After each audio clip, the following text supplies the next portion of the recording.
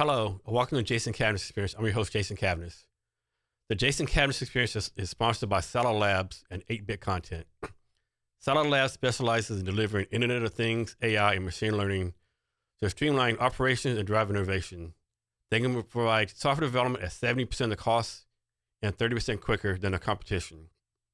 We're also brought to you by 8-Bit Content, a content marketing agency specializing in boosting awareness and leads for business. As a listener of the Jason Cavness Experience, you can receive a free site audit to help identify growth and improvement. Mark, thank you for your time again today. For those of you who might not know, we did a podcast the other day. For some reason, Mark's microphone didn't work right. Yeah, have no idea why it didn't work. I have no clue, but like that's all right. I'm glad to be back. It's like deja vu all over again. yes. I'm sure we're having a better time this time. So first starting off, of course, some of these will be some repeat questions. Hopefully, I have some new questions too. The first one is, like I said before, like how do you take care of yourself? Like any hobbies or personal things you want to share? Yeah, I think it's really important to take care of your physical well-being, your mental well-being, your spiritual well-being, and your financial well-being. Those are like the three or four legs to the stool. And I start off every day by investing in myself by doing my morning routine, which is basically about a half hour of calisthenics mixed in with stretching, mixed in with drinking about almost a half gallon of water. And then I hop into the shower, and I end the shower up with a little bit of a cold plunge in the shower. And then what I do during the day is, I try to carve out time between work and having time to maybe go for a walk, do some reading, listen to an audiobook, do some reflection. And I think it's really important. And I can tell if I skip that routine for more than like 2 or 3 days, physically, I just don't feel as comfortable, but also mentally, I start to get kind of clouded and very reactive to situations versus, just kind of like proactively planning what I'm going to do. I don't know if that makes sense to you. How about yourself? I kind of suck at that, to be honest with you, right? Like they say, like get up, meditate, stretch, whatever. I always try to do that. It's like I'm always too tired or like the phone's in my hand. So you wake up and you look at the phone. Yeah, I do. Yeah. It's tempting. I get it. But I mean, I do my best. Like I try my best, like at least once or twice a day, like leave this office I'm in or walk around the neighborhood, or yeah. And I know this is really like taking care of yourself, but like to me, like maybe like going out, have a beer with someone and talk to someone else. Well, that connecting is really important, I think. I mean, but you're talking to people all the time. I mean, you're doing more podcasts than anybody, you know. So, but do you find it different, like having a conversation like this than meeting a friend and having a beer? Find it different? Oh, very different, right? Yeah.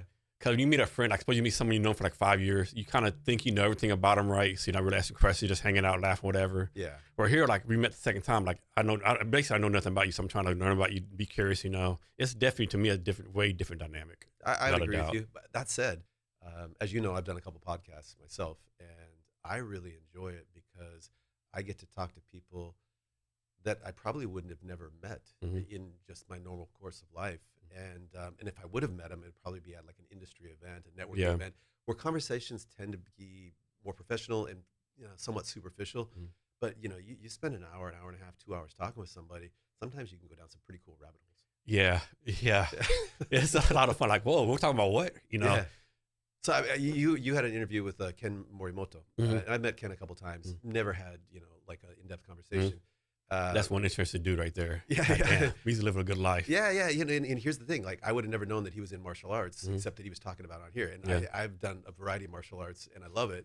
And next time I see him, I know where the conversation is going to go. It's going to go directly to martial arts. Yeah. He's also involved, with advising and investing in a lot of startups. I'm running a startup, so there'd be like a lot more questions and answers. Because when I met him before, it was just in the context of the company that he was working with. So I don't know. My point is, it's cool that when you can have these kind of conversations. Plus, one thing that's interesting too, like you might see someone and it'll say like on LinkedIn, John Bob will say farming, right? Right. But everyone's like complicated. I've never seen that on LinkedIn, by the way. A farmer on LinkedIn. Yeah. He's way ahead of his time, man. It's like, I'm going to go on LinkedIn. I know, right? But like everyone's like kind of complicated, right? No one's like has this one set thing they do, right? Everything has different interests, different ideas, right? And it's like, I think we tend to put people in a box based on what we think we know about them, right? I totally agree, which is one of the reasons that before I meet somebody, I try to go on LinkedIn. And you look at what they're doing and what they've done in the past, but then I look down at what their personal interests are. And so, if I see somebody is, a PADI approved or certified scuba diver, for example, I know that there's a reason they put that there. That's where a passion is, right? Yeah. And I've seen it with languages. I've seen it with travel. People who Scoot up just a little bit. yeah, and I've seen it with people with travel, or maybe they went to a university in another country, for example, and that's that. Understanding that it allows you to kind of open up new channels of conversation with them. Yeah, people are complicated. It's simple. It's like people are amazing, right? But then again, whatever I can say, however, a lot of people do suck, right? Oh, yeah. So when you're doing your hiring or that's a personal life, how do you determine, okay, this person is someone I want to be with versus, okay, this guy might be toxic. We steer away from. So that's, probably one of the most important questions you can ask as a business leader is, how to get the right people on the bus, how to hire the right people. And I've learned from mistakes in the past that, a lot of people when they first start hiring, they try to find, they try to replicate maybe themselves or other people in the organization that have done well. And they try to kind of, find that prototype and hire based upon that. What I try to do now, and I've made so many mistakes hiring, is I try to find people who are super passionate about the job and that they have this energy that they can bring to that job, and what would allow them to do is allow them to go in and bring their knowledge and expertise and their curiosity to the playing field. Because what I don't want is people who aren't interested in the subject or who are waiting for instruction. I need people who, they're going to go down every single rabbit hole related to that specific job or role, and they're going to teach me about the job. That's kind of what I'm looking for, just that curiosity and that energy. But you would know because you run an HR company and you were in senior HR roles in the Army. What do you look for? My big thing, I believe, someone who's curious, right? Someone who's asked questions. Like, no one needs someone like might be a bad example. You tell. I use John Bob all the time. John Bob, do ABC for me. Yeah. And John Bob only does ABC, even though he figures out, okay, I can actually do DEF just as well. Let me go ahead and do it right. Yeah. You don't need those type of people, right? And as far as hiring, like, too many people hire mini-me's, right? Yeah, like, that's what I was talking about. Yeah, like for me, like, even though I have a podcast, I'm an introvert, right? Yeah. With capital I.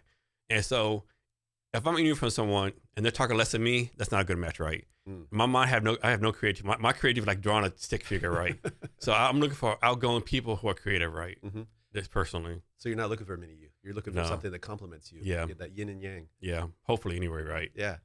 It's funny. You look for somebody that talks more than you. I hire a lot of salespeople, and I look for people. They're outgoing, but at the same time, they listen. Yeah. They're asking questions. Again, that curiosity. Yeah.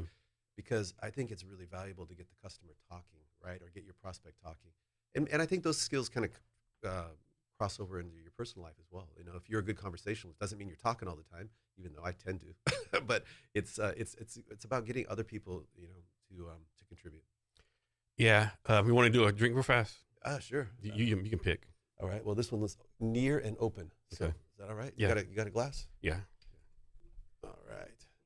I had no idea that that some bourbon is like 55% alcohol. What's crazy about this one? You know where this is made at? No. Utah. Like Mormons make bourbon. Well, I wonder if it. I like this one too. I'll see what you think about it. Do you know they have a beer down in Utah, and it's called Polygamy? No, I don't know that. Which is kind of funny. Cheers. Cheers. Thank you for that. Yes. Oh. So how long have you been a bourbon drinker? Since I showed up at your podcast. No. It's interesting. My initial experience with bourbon was probably Jack Daniels. We got to talk about that. Yeah, and my initial experience with tequila was Jose Cuervo, which, by the way, if you're not a drinker, or if you have better taste than I did back then, those are two of the worst starter. Easily. And I hated Jack Daniels, and I mean that's the reason I put a Jack and Daniels as a third Jack Daniels and 2/3 Coke. There's a reason for Jack that, right? and Coke. There's a reason for that. And then I got sick on tequila one time, and I could never, even to this day. I was like 18, and to this day I cannot drink Jose Cuervo. Recently, somebody gave me some high-end tequila, and it was like amazing. Yeah, exactly. And the one I had was almost had like a light vanilla type flavor. To bourbon, I was drinking with some friends. We had a barbecue at the park. This great community, I don't know, 50, 60 people, and most people were drinking beer. One of my buddies, he said, "Hey, why don't you, after we're done here, let's go over to our house, and I'll give you some bourbon." And he had some Blantons. I Oh never my, had, that's so good. I So never, good, so hard to get. I never had it before. Imagine in Japan how hard Yeah. it is to get. But I didn't know what it was, right? And I was like, "This is good," and it was so easy to drink and so smooth. And I basically just kind of almost lost consciousness. The My friend's daughter had to call my son and say, "Hey, come pick up your dad. He's drinking all my dad's expensive bourbon." Yeah. So I felt really bad. I would next time I was on a business trip, I bought a bottle for him and returned it. But so that was my first experience Yeah. with bourbon. Bland's so good. Yeah. I kind of joke around like my mentors failed me early in life because I drank Jack Daniels for too fucking long, you know. Like I didn't start drinking bourbon like maybe good bourbon like maybe recently, like maybe 10 years ago or 15 years ago. Let me ask you this. I mean, because you've got a well-stocked bar Yeah. here on the table. I'm curious, and if this is an uncomfortable question, let me know. Being an introvert, Mhm. do you think that you enjoy alcohol because it helps you to become less of an introvert, or is that nothing to do with it at all? I don't think hopefully I'm not lying, but maybe deep down that is the answer. But I don't think it does. I just like enjoying it. I enjoy the social aspect, you know, enjoy Yeah. the taste. You know, it's like just like like you smoke cigars. You don't really smoke cigars because it's a good thing for you. It's like you smoke cigars, it's like the Be social. around other people. And, Yeah, because and plus like cigars is like usually you smoke cigars, someone the other person that kind of wall off. They're probably in a good place in their life. Like you're not smoking cigars with fucking crack addicts and meth heads usually, right? That's funny. Or unemployed people, not usually, right? Not usually. When you've been smoking cigars and then you go home, does your wife say you've been smoking cigars? Yeah. Yeah. Even if it's a place like the real good air circulation, right? Yeah. Like we talk about, there's no smoke. I can smell it. Yeah. My wife, she doesn't notice any smells except unless I've been smoking something Yeah. or drinking hard alcohol, and she can tell right away. She's got the spidey senses. Yeah, me too. Have you ever been to a place called Smoky Joe's down in Fife? I haven't. It's really good. You should Is it? check it out. Yeah, it's really nice. Is it like a cigar lounge? Yeah, thing? cigar lounge. Yeah, all these nice big chairs, TVs everywhere. Oh man. Did they serve alcohol too? Yeah, Oh, that's food, so alcohol. why even leave, man? Let's Yeah. do the next podcast down there. I know, right? They make great old fashions. Yeah, Ah. they got a nice. It's really nice. Yeah. Only negative thing is like they redid it and they moved to a different place. And actually, what's crazy? It's in a place called BJ's Bingo Bar, right? This big ass BJ's thing, right? So it's inside this like bingo bar casino, right? So you have to actually know where you're going to. And so they have a really nice balcony patio / but it's on the based on the whole road, right? So all these cars driving by all the time. It kind of takes away the ambience, so to speak.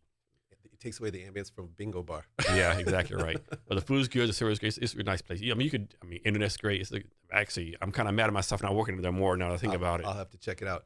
It's funny you mentioned old fashions because I think that was my more recent gateway drug to drinking more bourbon. Yeah. Because old fashions, man. Yeah. Is that like the perfect drink or what? It is, right? And that's another, my mentor in the past, another F- for you, right? Right. I recently found out about old fashioned maybe 5-10 years ago, right? Yeah. Someone said, "You ever had old fashioned?" Like, what the fuck is that? That's some old timey. Yeah, this drink. I thought, oh my God. Right. So I've got an old fashioned story, but I'm not going to share it on the air. But I will say this, because Seattle, it's cold in the wintertime, and I'm typically like a light beer drinker, but when you're cold, beer is just adding fuel to the cold fire. Yeah. I like to sip on an old fashioned. Yeah. Just warm up. It feels The good. key being sip, not guzzle, right? Right, yeah, exactly. I found that out. That's part of my old fashioned story was Yeah. you got to pace yourself because they sneak up on you. They're so smooth. Yeah. So obviously you're a fan of Blanton's. Any other top bourbons you like? Well, this Angel Angel's Envy? Envy. Okay. And again, I'm not a connoisseur by Yeah. any stretch of the imagination, but I had some of this. I was on a business trip and somebody said, "Hey, let me get you some Angel's Envy." I was like, "What's that?" It was pretty good. 'Cause Yeah. I think they age. What's it in? Some kind of barrels. Yeah. Port wine barrels, right? Yeah. Yeah. I always like Blanton's. I like this Frank August. This one right here. Also, I'm paying I know you've had Buffalo Trace, right? No.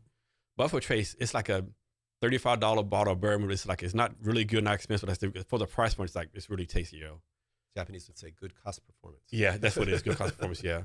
Yeah. No, it's funny. What I like about bourbon too is a lot of them have a story. You know what I mean? Yeah. How they're made, where they're made, the region, and a lot of it comes from the Prohibition time, right? Yeah. Yeah. Like Buffalo Trace, they've been made since I think 70, 72. Wow. Yeah. And there's a bourbon, I can't remember what it was, the bourbon was during Prohibition. They were actually still able to make their bourbon because they convinced the government that it was like medicinal stuff, you know? Heck yeah, it's medicinal. So, I mean, I'm feeling better already. Yeah, no, right, yeah. Let me. Isn't it kind of crazy that we had something called Prohibition?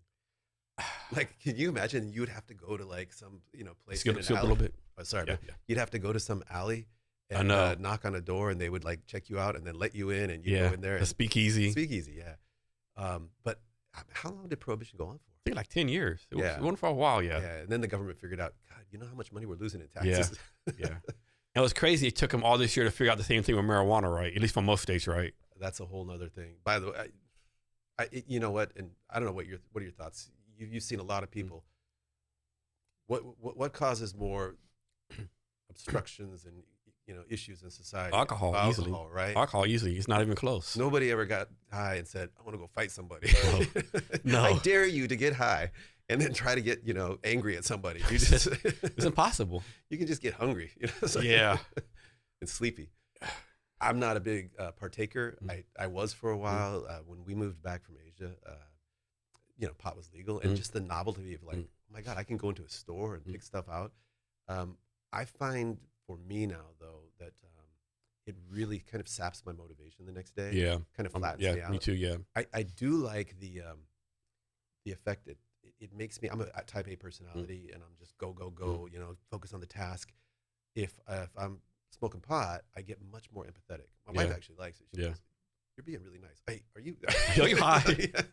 So, but it does make me empathetic, and it lets me see things from another perspective. I also like reading when I'm high because I'll read and I'm like, whoa! It takes me to another level. Yeah. I'm a big proponent of it, right? Especially like from veteran stuff. Like a lot of veterans have problem with PTSD, depressed stuff like that, and like I say all the time, like I'm not saying every veteran in the Army or military like does it, but everyone I know does it right. And all I say, it helps them better than all the bullshit the VA gives them, right? It just helps them so much. So I have a couple friends who are psychedelic. I think the word is counselors, and they're seeing amazing. Yeah, same results. thing. Any like marijuana, psychedelics. Like I know veterans are big supporters of it, right? Just because that stuff it does. Well, and it's interesting because you can grow it for pennies on the dollar. Yeah. It's natural.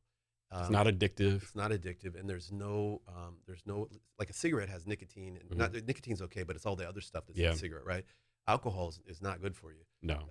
But the psychedelics and marijuana in moderate dosages, there's never been proven any kind of bad side effects. So. No, it hasn't. And like you said, the government just figured out finally, if you can't beat them, join them, and we can start taxing the heck out of it. Yeah, I know. So for your cold plunges, you're doing that every day, right? So I said a cold plunge, but I do it in the shower. So, okay, like the cold shower, okay. Yeah, so I read that book by Wim Hof, The Iceman, and there are so many benefits to giving your body a little shock once in a while. And the cold is one of the best benefits. It reduces inflammation, it wakes you up, and it makes your immune system kind of kick in because your body's going like, ooh, we're going through a hardship here. We better release some good chemicals, hormones, and so on. And in the beginning, it was difficult. And in the book, Wim Hof, he says, start off with 10 seconds. And that was 10 seconds of hell, man. But after a while, it just becomes a routine. And then it's easy to work up to 3 or 4 or 5 minutes of cold shower. And you get out and you feel amazing, man. And I just like it. Yeah, I've done them in the past, like off and on. How did you do it? In the shower or shower. In the actual plunge? Shower, yeah. And I've done it a little bit, but my mom always go back to the fact, okay, Jason, anyone 100 years before in the past would like say you're fucking crazy. Why come you don't use a hot shower? Right, because they didn't have hot showers. No, everybody was a cold plunge. Yeah, shower equaled cold plunge back then. Yeah, but you read health benefits, stuff like that, so you can't argue with that, So you've traveled a lot overseas. You've been in Japan or Korea in the summertime? Yeah, we're in me and my family were in Korea for 3.5 years in Seoul. So you know how hot and humid it gets there, right? And how cold and freezing it gets in the wintertime. Exactly. Yeah. So in Korea, they have these bathhouses called mokyoktongs or saunas, or jjimjilbangs. There's different varieties of them. Most of them will have a couple hot baths, and some of them will have cold baths in there. And in the summertime, when you're just, you could just sit there and just, in your home and you're trying to read a book, you can't because it's so hot and humid. I'd go to the sauna or to the jimjabang, mokirtang, whatever, and I would do like half hour of the cold, and it would bring my core body temperature down that I wouldn't sweat for the rest of the day. It was awesome. Yeah. And how long did you live in Asia? Off and on for close to 23, 24 years. Yeah. Talk about your experience over there real fast. Well, real fast, it was 25 years. Okay. So I lived in Korea off and on for 5 years. Were you in Seoul or different places? Mostly in Seoul. Okay. Lived in Taiwan for a couple of years, lived in Singapore, lived in Hong Kong, and then lived 5 years in Japan. My first son was born in Hong Kong. My second son was born in Korea. So, and I've worked in a variety of jobs. I loved it. I loved food, the people, the languages, and just seeing things different. In fact, quick story. I was living in Hawaii, and I was working on a dive boat, and I did that for about a year. And I was going to come back to the U.S. and go back to school. And I was at the library, and I saw this book called The Lonely Planet. This is pre-internet, right? So, and I was reading The Lonely Planet, and I was like, whoa, you could just get an airplane ticket. Back then, you could get a ticket to go 6 countries and whatever and get back. And I was going to do a 1-month trip around Asia. And I went from Hawaii, where I had no warm weather clothes, landed in Korea, Seoul, in February. And I had one long sleeve shirt, and I took a bus into town, and I got off the bus, and I thought I was going to freeze to death. I put socks on my hands, and I was trying to find this little inn. They call them a yogwan back then. I was trying to find this yogwan, and the sun was going down, and I saw another foreigner, and I went running up to him with my socks on my hands and said, "Hey, can you help me?" And he showed me where I was, the place I was trying to find. The next day I went out walking around, and I was like, this is so completely different than anything I've ever seen in my life. I want to stay here. So I got a job, and that 1 month turned into a 4-year experience. So it was amazing. Just, it's mind-blowing. And I recommend that everybody should get outside the U.S. And I'm not talking about going to Canada or going to Tijuana or something. I'm talking about, or Cabo. I'm talking about like going to a completely different country and being in a place where people don't speak English. And yeah, it's awesome. I don't think people realize how advanced Asia is, right? That people here don't have no idea. Well, if they don't know by now, man. I mean, that's true, yeah. I mean, think about it. Like, how many of our cars come from Asia? Yeah. Our chips, so much advanced technology. The speed of the internet over there is yeah. Korea is just like the most wired country in the world. Yeah. It's pretty cool. Yeah. Were you ever in Vietnam? I've been to Vietnam a couple times. We talked about that. Like I was in Ho Chi Minh City a couple times, and I'm going to ask you about this because it took me 3 beers before I could walk across the road because it was so. It's like I was going to die. And I got lots of stories about that. Tell the people. So I call it the walk of death, right? So what it feels like. So imagine you're at a 4-way intersection, right? Here in the States, it's a 4-way intersection. The light comes on. It'll tell you when to walk, when to cross, right?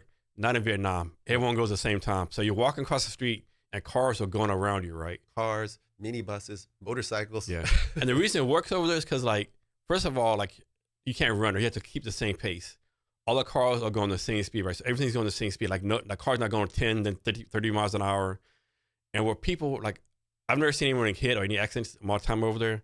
But as long as you keep the same pace, you're good, right? But the fact, so one time I did a video across the street and sent it to my family, like, are you trying to kill yourself? What's wrong with you? Like my one cousin said, how drunk are you right now? No, but seriously, and that's the trick is not to stop. Just keep the steady pace because the drivers, they gauge where you're going to be. Yep. And they use physics on you. Yeah, they use physics, advanced physics. And but it takes, it takes some use to get into. But by my 3rd day there, I was just like, oh, whatever. Yeah, I was like going to go. I easily cross traffic circles now, like no problem. Yeah. So I wish I had to videotape this. I was thinking at the time. So one time I was in a grab bike. I was driving, going somewhere, and this white guy, I think he's from Europe. He was like on a motorbike, right? And I guess his first time riding, and he got caught. Like, okay, he couldn't move, right? Because cars kept moving by, and the look of terror in his face, right? Like, what am I gonna do? Like, this, it's like the look of terror. Like, oh my God, dude, I feel so sorry for you, but there's nothing I can do for you. So I've been there. I rented a motorcycle my first time. I think I was, I don't know, maybe 23, 24. It was my first time in Malaysia. Malaysia, they drive on the opposite side of the road they do here, and it's like the British system. And I was on the motorcycle and everything was fine, but then we came to a roundabout, and you have to go the opposite way around a roundabout as you would here. And when you get off, you have to go. It's just everything is in reverse. And I went around that roundabout like 5 times before I could figure out how to get off. And I had that look of terror. Yeah. Yeah. Talk about cybersecurity real fast, right? Do you think, I don't think most, especially most Americans, don't realize the importance of cybersecurity, whether for like their personal internet, personal computer, and especially work. Can you talk about the importance of cybersecurity? It's very important.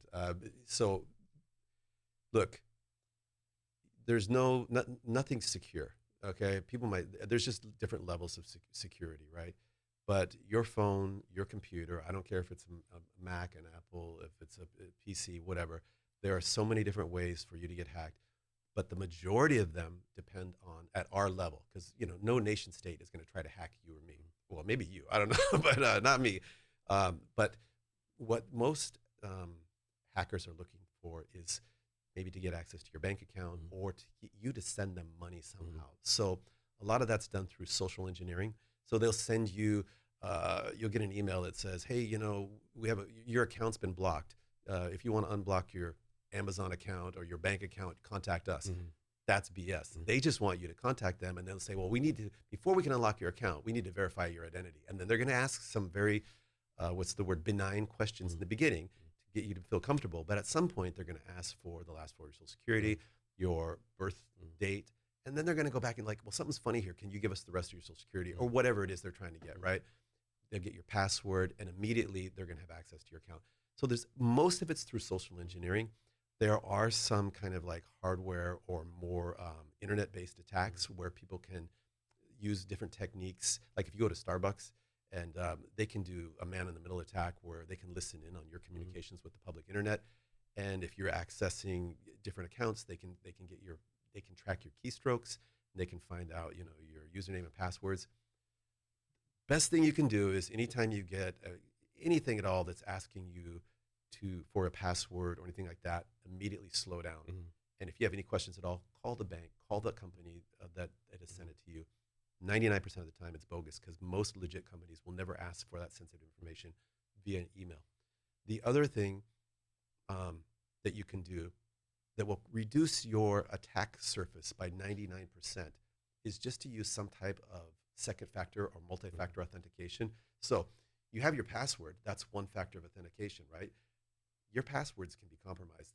I guarantee you, if you have any like Gmail, Hotmail accounts, anything like that, your passwords are available on the dark web. I guarantee you. What you need to do for any of your accounts that have any kind of sensitive information is have a second factor of authentication. So when you are logging in, you put in your password, and then you get a text, or you use an authenticator app, or you use some kind of bio verification technique. But it's super important. That's at the individual level. It's also important if you have children to educate your children. Kids these days, when they get to about high school, they're pretty savvy. They know more because everybody knows. But when they're just getting online, 10, 11, 12 years old, there's all different ways that they can be kind of socially engineered as well. So parents need to be aware of that and educate them. Company cybersecurity is a whole nother discussion, but even there, the second factor authentication and the awareness of social engineering, phishing emails and things like that, it's just super important. Create awareness. Talk about it. Does that make sense? It does. Yeah. So everyone for you, like, I know people all say all the time, like, do you use a separate, different password each thing you do, right? And of course, there's like password managers you can use. My thing is always, it can be hacked too. Yeah, it can be hacked, exactly. But my thing is like, man, I don't have the memory muscle or the bandwidth to remember 20,000 passwords, right? So I shouldn't say this out loud, but basically I use like the same, like different versions of the same password all the time, right? And should I do that? Probably not. But like you said, am I going to hack? Probably, maybe not, right? I just have that bandwidth, right? And then I use a thing called Bitwarden, like more sensitive stuff, But yeah. Yeah. My thought is that eventually, and it's not going to be too far out, passwords are going to go away. We're getting to the point where password is such an outdated, archaic system, and the fact that you have to have, don't you hate it when it's got to be 12 characters? Oh my God! One uppercase.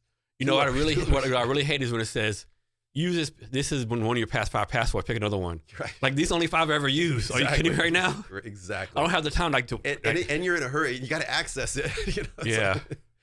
No. Yeah. I mean, but some of these things can be too secure, right? But like, do this, do that. Click the picture, fire the hydrant. Until they all go away. Like, No. So, right now there's so many different advances with voice recognition, biometrics, and other technologies that'll be much more efficient and hopefully safer than passwords. Yeah. Because passwords, people then they write them down, Yeah. or they put them in a Word file or Yeah. a Word document on their They computer. put all, like if you have a document in your Google Drive, secure passwords. Yeah, exactly. Yeah, yeah. In fact, if you want to see something interesting, go on the web and you can get a list of the top 100 passwords. Yeah. And it's stuff like password 12345. Yeah. Because people don't want to have something they would forget, right? Or they're like, man, I'm a nobody. No one's like, I work 9 to 5 at, some bullshit job. Who's going to hack me, right?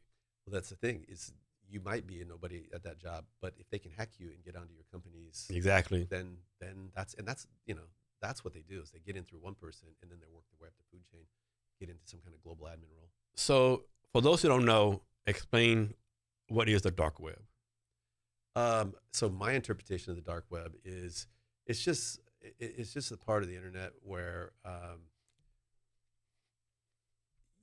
where people are selling different types of illegal either services or products or data. And it's not like a website that you're going to find a www whatever. It's like there's communities that you can go to. And so I could go onto the dark web and I could buy a list of 100,000 usernames and passwords for Hotmail. I could. That's pretty simplistic. What you can do these days is you could also buy tools that you can download that will allow you to. I could sit next to you at Starbucks and basically intercept all of your communications through Starbucks Wi-Fi. So man in the middle, kind of intercept that. I could pay somebody. I can say, hey, you know what? I want to get into Jason's email accounts. I don't want to take the time. I'm willing to pay $500 for somebody to do that. There's people who do that. You can buy different viruses or other different 0-day attacks, and then you can either deploy it yourself or have somebody do it, right? So it's basically you've got this arsenal of highly illegal content, services, and tools that you can buy, and it's I've always heard you could buy like any illegal drug on like buy cocaine, heroin, like anything illegal you could buy on there, pretty much, right? I'm sure. Yeah. I mean, I was focused on the cybersecurity side of that, but I'm sure there's all kinds of really terrible stuff. Yeah. So you actually have a cybersecurity podcast, correct? I had. You had, yeah. So I mentioned I'd done a couple different podcasts. I launched in 2017 or 2018. I launched the Secure Talk podcast. I was working for a Microsoft cybersecurity and compliance partner company here locally called Adequest, and I was helping them to kind of grow out the business side, on the sales side. And I wanted to learn more about cybersecurity, so I thought, you know what, I want to talk to people in all different aspects of cybersecurity. So what's the way to do that? Create a podcast. Yeah. And in the beginning, it was tough to get people to come on the podcast because they're like, well, how many shows have you done? I'm like, 2. And they're like, okay, call me back. You've been through there probably in the beginning. But after, I don't know, we got to about 40 episodes, I had people knocking on my door virtually a couple times a week saying, hey, can I be on your podcast? And got up to about 140 episodes. My career, I pivoted and, started running a SaaS startup. And I just didn't have the bandwidth to do it. I really enjoyed the podcast. I got to meet all kinds of people, and I realized that cybersecurity, it's not just a tiny little thing. It's a mile wide, and you can go a mile deep in any one of those areas. But I just didn't have the bandwidth or really the passion anymore to do it. So I posted on LinkedIn, hey, Secure Talk after 141 episodes is looking for a new home, and I had a couple CEOs from cybersecurity companies that I'd interviewed on the show reach out, and they wanted to buy it, and so I sold it to one of the actually a local startup. Justin, right? To Justin. Yeah, Justin Bales. He was on my podcast before too. Yeah. He's a great guy, and he runs a company called StrikeGraph. They're doing some amazing things on the cybersecurity and compliance side, and he, because he is so passionate about cybersecurity and podcasting, I'm so proud, man, because he took Secure Talk to a whole nother level. He infused another extra amount of energy. I think he's also a pretty smart business person, and he's taken the podcast to a whole nother level. And it's kind of like cool because I can be like, hey, I made that. So Yeah. So one thing like me, and we're talking about your current podcast in a minute. But with me, like I joke around before I started doing podcasts, my IQ was like -10. Now it's 121, right? Did you feel the same way? Like you feel yourself getting smarter overall? it's funny you mentioned that. I think it helped me in a couple of ways. Obviously, I learned a lot about cybersecurity. In fact, in the beginning, I was intimidated because I didn't know that much, and I was interviewing these deep subject matter experts. But I worked through that, and so I learned more about cybersecurity. But it also helped me in terms of my communication skills. It's if you're going to talk to somebody for an hour and a half, you have to be, I think, somewhat of a okay conversationalist, right? I mean, you obviously are.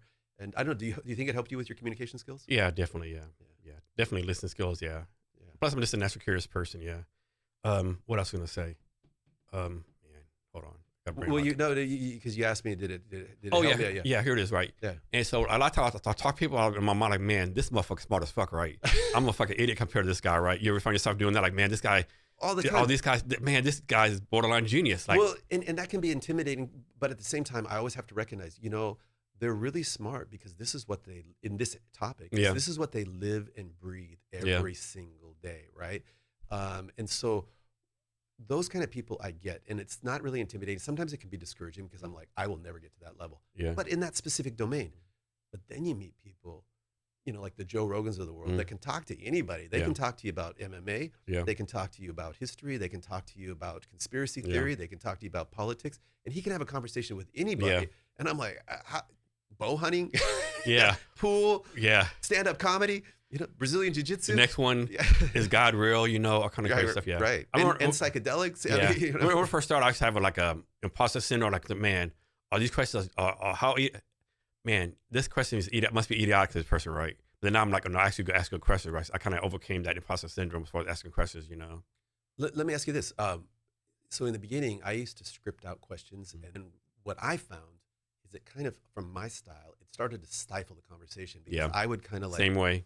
So you Yeah, try to make it more I did that first. conversational Yeah, I now? did that first. Like, I have my I get your bio, I do talking points, I kind of ask a question, let's go conversation, right? Yeah. And I have the talking points here on my phone, right? I'll like once down, okay, let me talk about this, right? But the best talks like this conversation, right? Because you never know where it's going to go. Tennis back and forth, Yeah. Yeah.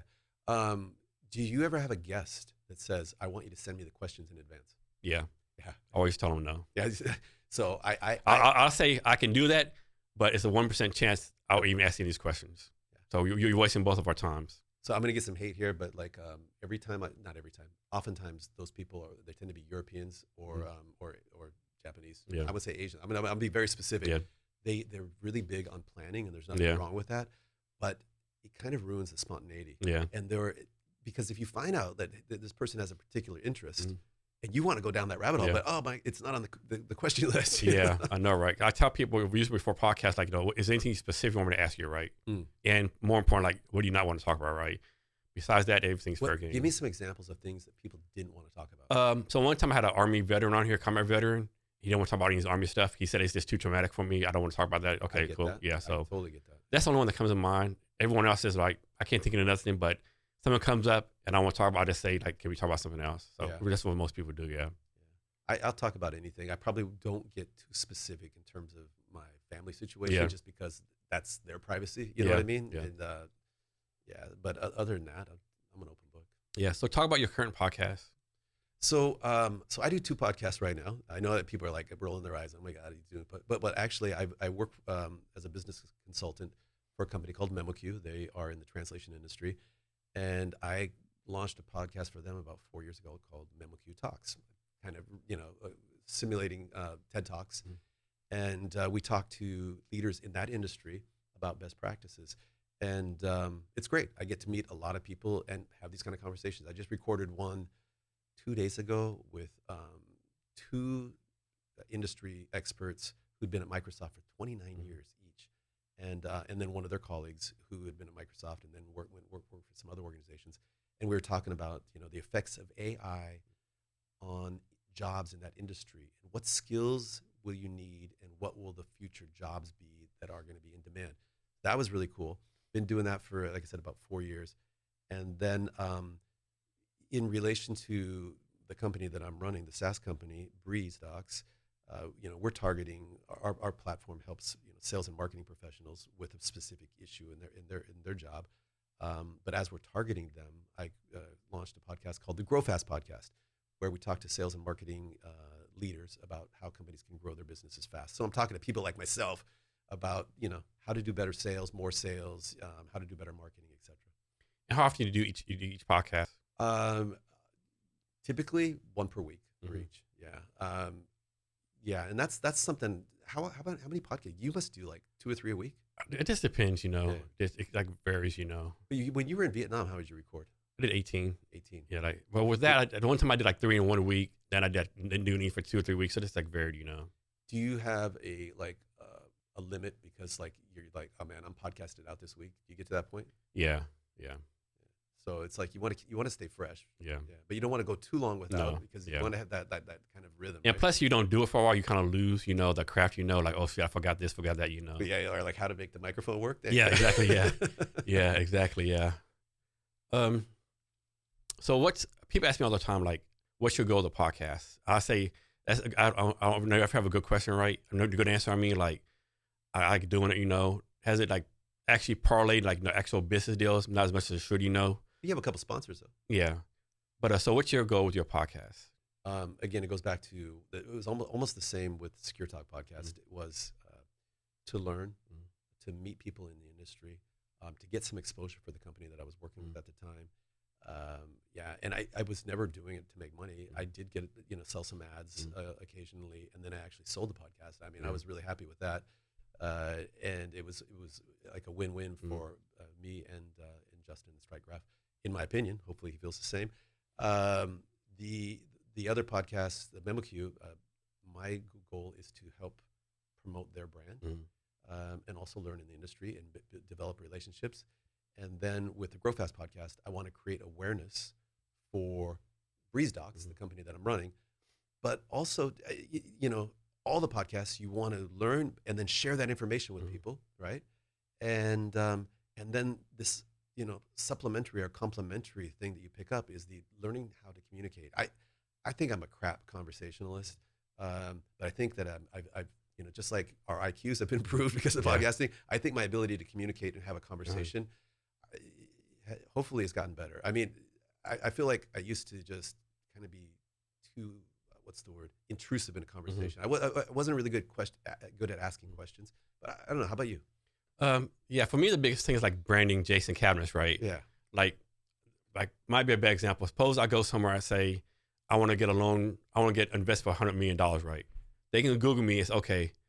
Odds are Jason is not a scam artist, right? Yeah. Like he's kind of vetted through all these people, like he's got a kind of known, so to speak, right? I was not Joe Rogan, nothing like that, but like I am kind of known. If you Google me on Google, like pages of me come up, different podcasts, different things to do. Right? They definitely it helps with branding, make you seem like you're like a legit person. That's awesome. How many episodes have you done? Like 350, I think. Wow. Yeah. Do you remember them all? Or if I go back on my list and look at it, I do. Yeah. Yeah. Sometimes I will forget a conversation and I'll go back and listen to. I don't have the time to listen to all of it, but I'll listen to parts of it. I'll be like, oh my gosh, I totally forgot about that. Yeah. And the other reason sometimes I'll listen is because when I listen to myself or to a podcast, I think, okay, next time I'm in that situation, I'm gonna do a little bit better. You can learn from actually listening to yourself. So I did interview this guy one time, Alec Maslow, right? He has like some kind of gaming company right down in Tacoma. Yeah. I totally forgot about this. I just saw his name today where I was like doing stuff for a podcast. And we spent 30 minutes talking about back in the day, the Sumerian gods, supposedly Sumerian gods believe aliens came from outer space and gave them technology. And that's how Sumerians did their language, right?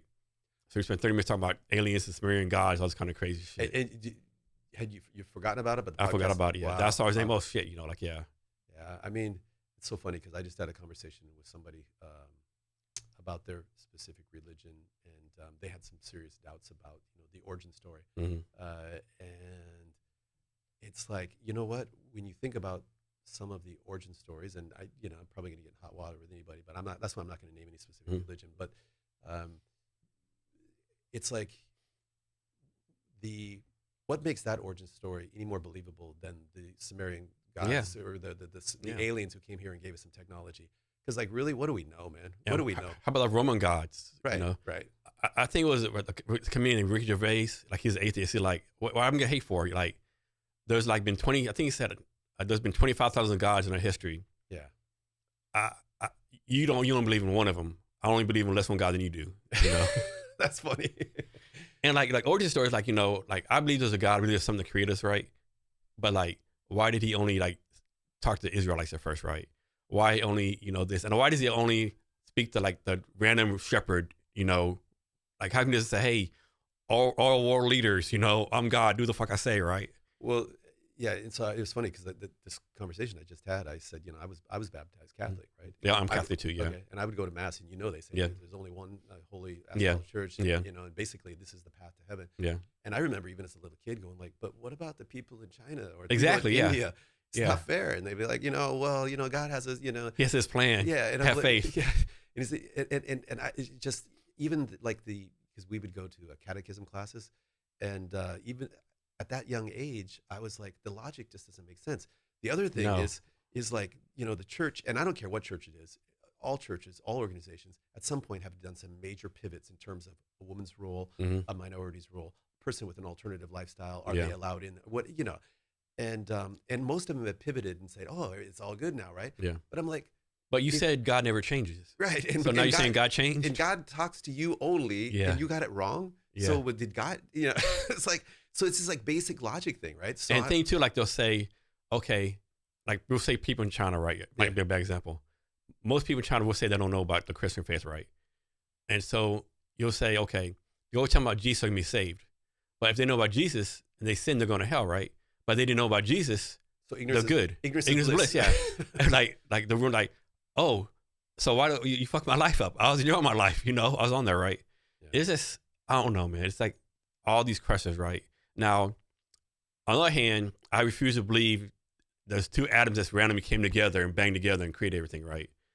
But I'm really like this religion and science can't go together though, some kind of way. Yeah. I have something. I mean, there's something called the grand architect. Some people want to call it nature. There's something out there. I mean, I believe that there's something a higher. I mean, everything level. works It works perfectly, right? I mean, if the moon was like one centimeter off, you'd all be dead. If something was off, you know. Dude, this is just bourbon, man. Like, imagine we had some psychedelics, but can you imagine? Like, here's what I think about. Okay, physics is basically this really complicated math thing, but it has rules and laws. Yeah. And if there was a big bang and everything, it would all unfold the same. Yeah. And that at some time the universe comes back together and implodes again, and there's another big bang. Yeah. So it would follow the same pattern over and over again, according to the laws of physics. We might have had this conversation a billion times already. Yeah. You know, because what's 14 billion years? If it's just sometimes you shouldn't think about this stuff. Yeah. I know since you've been I should focus on business, man. Yeah. I know you've heard the story, like, you know, where when Constantine, like, he was fighting civil war as a Roman emperor, he was losing, about to have a big battle, outnumber everything, and you know, and he's seen, and supposedly Jesus came to this guy, say, you know, conquer this cross, right? And of course they interviewed all the soldiers. Oh yeah, that's what happened, right? But like, did that really happen, right? Oh, was he opportune? Was he on psychedelics? You know, like, I mean, I don't know, right? It's like, it's a great story, you know. Yeah. And they won the battle. He keep on running. Then he, like, you know, converted to Christianity, but then realized he didn't do it, like maybe 10, 20 years later, you know. So much of our quote unquote history is in myth. I mean, in the U.S. we have the simplistic examples of, you know, George Washington, the cherry tree, and all that kind of stuff. Yeah. But you know, I took a course on ancient Roman history, and so much of that was founded in myth. You know? And it's, I think at some point we need that myth because it pulls us together. Yeah. And in fact, again, to get kind of off topic, but if there is such a thing in this conversation, but maybe one of the things that we're missing in America right now is a common myth, because we have so many different, you know, you have the melting pot, which is great, but then it creates like a bunch of free radicals as well. And maybe, you know, like if we shared this common founding myth or principle, it would be easier for us to come together. Because right now we're pretty divided. You know? Yeah, that's true. I don't know, man.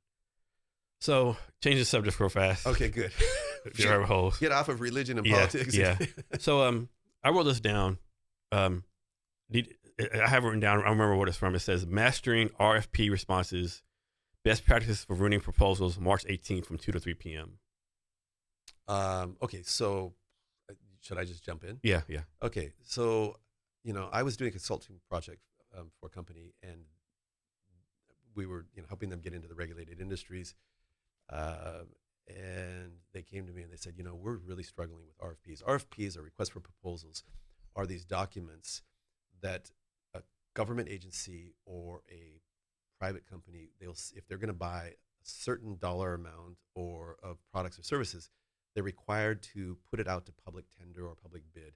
And they'll send out a request for information and request for proposal. These are these very large, complicated documents, oftentimes maybe 40, 50, 60 pages long, and they'll send it out to a short list of companies, maybe 10 different companies. The companies will get this and they'll say, well, we want to get this business, but in order to get this business, we have to fill out these complicated documents. And the documents, so maybe I get it as the salesperson, I can't answer all this information because it's asking for finance information, HR information, product information, security information, compliance information, etc. So I need to involve all my coworkers. They're busy doing their jobs, but I'll say, please help me out with this document. And so everybody gets together and we do this very manual process to kind of complete the document.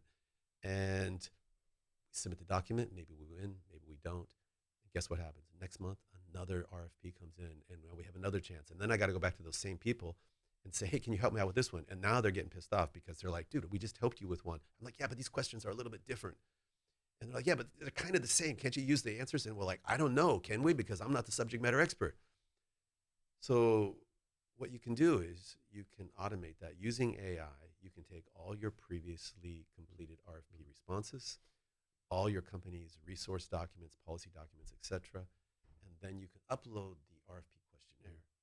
And our platform, there's other platforms out there as well, Breeze Docs will go through and it'll look at the questions and it'll say, you know what, these questions are different, but they have been answered before in a different form. So when was the company created, founded, established? Those are all the same questions. What's your company's password policy? Do you have a password policy? It's kind of the same question, but it's worded differently. AI can figure out you've answered these questions before. Here's the answer. Use this. That's the very basic kind of idea of kind of automating, using AI to automate or facilitate RFP responses. And if you can do that, one, you can cut about 80% of your time down in terms of the response process. But all that drag on your coworkers and asking them to kind of reduplicate or duplicate their effort, it goes away. And then they become happy. They become your friends. And that's what Breeze Docs does, correct? That's what Breeze Doc does, yes. And so how does it work? Like you answered it kind of already, but like I'll make this up. Suppose there's one government contract for, we'll say, Washington State agriculture, right? Another contract for, U.S. Department of Defense, right? Yeah. How does the AI figure that out, right? Okay, so each company, typically they'll focus on one industry or domain, Mm-hmm. right? So they wouldn't do the agriculture and then defense, right? Mm-hmm. This company, maybe they're only doing Department of Defense related to aircraft maintenance, Mm-hmm. okay? So it's very focused what that company will do. They will load all of their company information into Breeze Docs. Any previously completed RFP documents, or any of their company's reference documents, maybe their security policy, their IT policy, their password policy, AI policy documents. They'll upload all those documents. And then they'll open up the questionnaire, the RFP. Instead of going manually through each one of those documents to find the answer, Breeze will find the right answer based upon, this question looks like this question, so probably the answer used before should be used again. Or here's the section of this reference document. Imagine you had to go through 300 or 400 pages of PDFs to try to find the answer for a question. Breeze will go through automatically using the AI, and it'll suggest an answer. And then it will actually rewrite it in the right format for you. Does this matter? Like I've looked at government contracts before for my company, right? Some of them be like you can easily tell what the statement of work is. Everything's easy to find. Other ones it's like a 10,000 page document, 2-inch font, and what the hell, right? How does your company help with that? So that's actually one of the most important parts of the RFP process is understanding the requirements and then making that go, no-go decision. here are the requirements. And you're right. Sometimes it's really complicated. You have to go through like, what are they actually looking for here? Sometimes it's spelled out really succinctly, sometimes not. So Breeze will help you to kind of distill down what are the key requirements. And then it will also help you look at your company's capabilities based upon your knowledge hub. Okay, that's what we call it in Breeze, where you have all your company documents. And it'll say, here's the likelihood that you'll be able to fulfill these requirements, or here are the must-haves. And of course, you want to have a human in the loop, somebody check that and confirm that. But it helps to kind of accelerate, facilitate that process. Because what you don't want to do is you don't want to spend a couple weeks of your time and your colleagues' time pursuing an RFP that you're not qualified to respond to. So immediately you have to pull out what are the key requirements, and then kind of map them to your capabilities. So your pricing on your website. So people go to your website, look at your pricing. Yeah. But first part of the question is, why did you decide to put it on your website? Because a lot of people will say, don't put it on your website. Like, I have mine on my website. I just believe. My belief is like, if you can't afford to pay me, just let me tell you up front, right? Instead of wasting our time, right? 100%. And I'll tell you a little bit more. So in our space, before we got in here, there are a couple players in the enterprise level, and they're charging four or five times a year for their basic package for what we're charging. We're focused primarily in the SMB, small medium business market. SMBs don't want to spend $30,000, $40,000 a year plus onboarding, plus training, and all that for an RFP solution. So we decided we developed something that's super light, easy to use, intuitive, and we say budget smart. I was told you can't say like low cost. Okay. So the marketing people are going to shoot me. You can't say low cost. Budget smart, cost effective, however you want to call it. But basically, it's priced right. Okay, and so that's really important. The other thing, to come back to your question, is that we found out when we were doing the market research, you'd reach these enterprise players and you'd have to do 2 or 3 meetings and go through a demo before you could get the pricing. I hate that shit. SMBs don't have the time, the bandwidth. And so we just look, like you said, transparent as possible. If you're interested, we'll give you the demo, we'll give you the free trial. We actually have a freemium version as well that we just launched. So you can actually take Breeze for a test drive as long as you want. It's freemium, so it's limited functionality, but at least you can see, does this make sense? We want to make it super easy for SMBs to take Breeze for a test drive and use. We don't want any surprises. Oh, you bought it, but guess what? There's an add-on. You want the onboarding? You want the training? Which is, to me, it's a cheesy way to do business. I hate that shit. Like, I get emails all the time. Like all the time, hey, Cavness HR is available. We did your research, want to give you funding, right? Let's jump on a call. What's the cost? What's the catch? Well, we're talking about doing a call. No, like, I ain't got time for that shit, right? Just tell me up front. If you give me funding, you get 10% of it. That's the cost, whatever. I don't have time, like you said, like do this cat and mouse game, Let me ask you, because I'm sure you get tons of messages on LinkedIn every day with people trying to sell stuff, right? Yeah.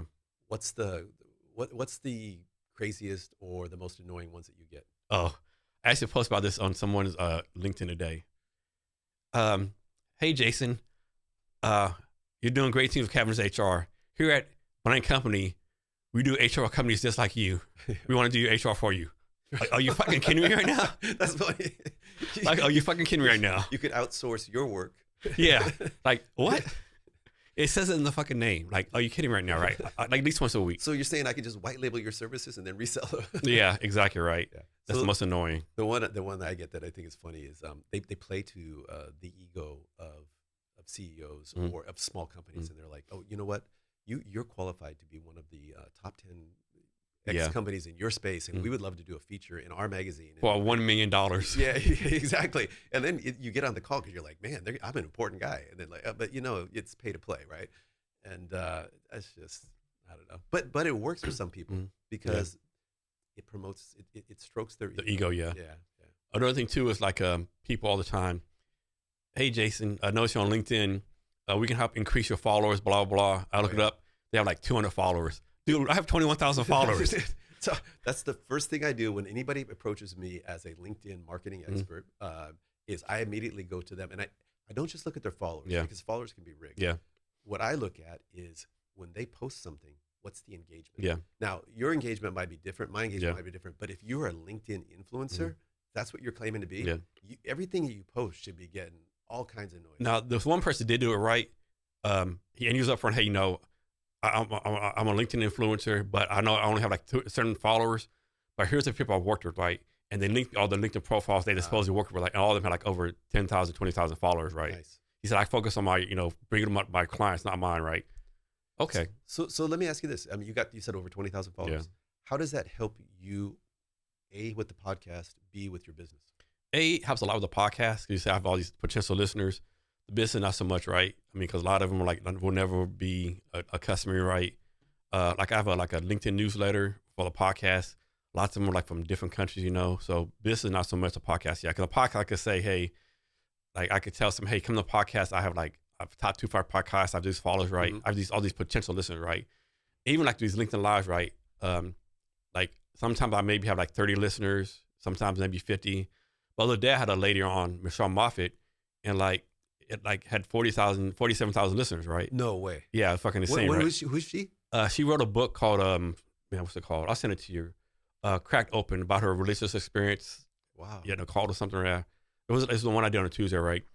Now, of course, 47,000 doesn't mean everyone listens to the whole podcast. This means like sometime period that podcast or that LinkedIn Live was in the stream, in the link, and they looked at it. Yeah. You should do a deal with your sponsors. Mm-hmm. And when you get 47,000, I think they got the acceleration clause. Yeah, I know, right? They got to pony up with at least another bottle of something here. I know, right? Yeah. Ready for a little bit? Yeah, more? yeah, exactly. So it's off and on, right? I've definitely felt as far as like doing the podcast, and like people say, you should just talk about HR stuff. That's boring as fuck, And one thing that's crazy, like I'm supposed to be talking to people in tech and small business owners. I've yet to have a small business owner come on, right? None of them think it's worth their time. They're so busy, right? I feel like articulating how it can improve their business, right? But people like you, startup people come all the time, right? Yeah. Or tech people.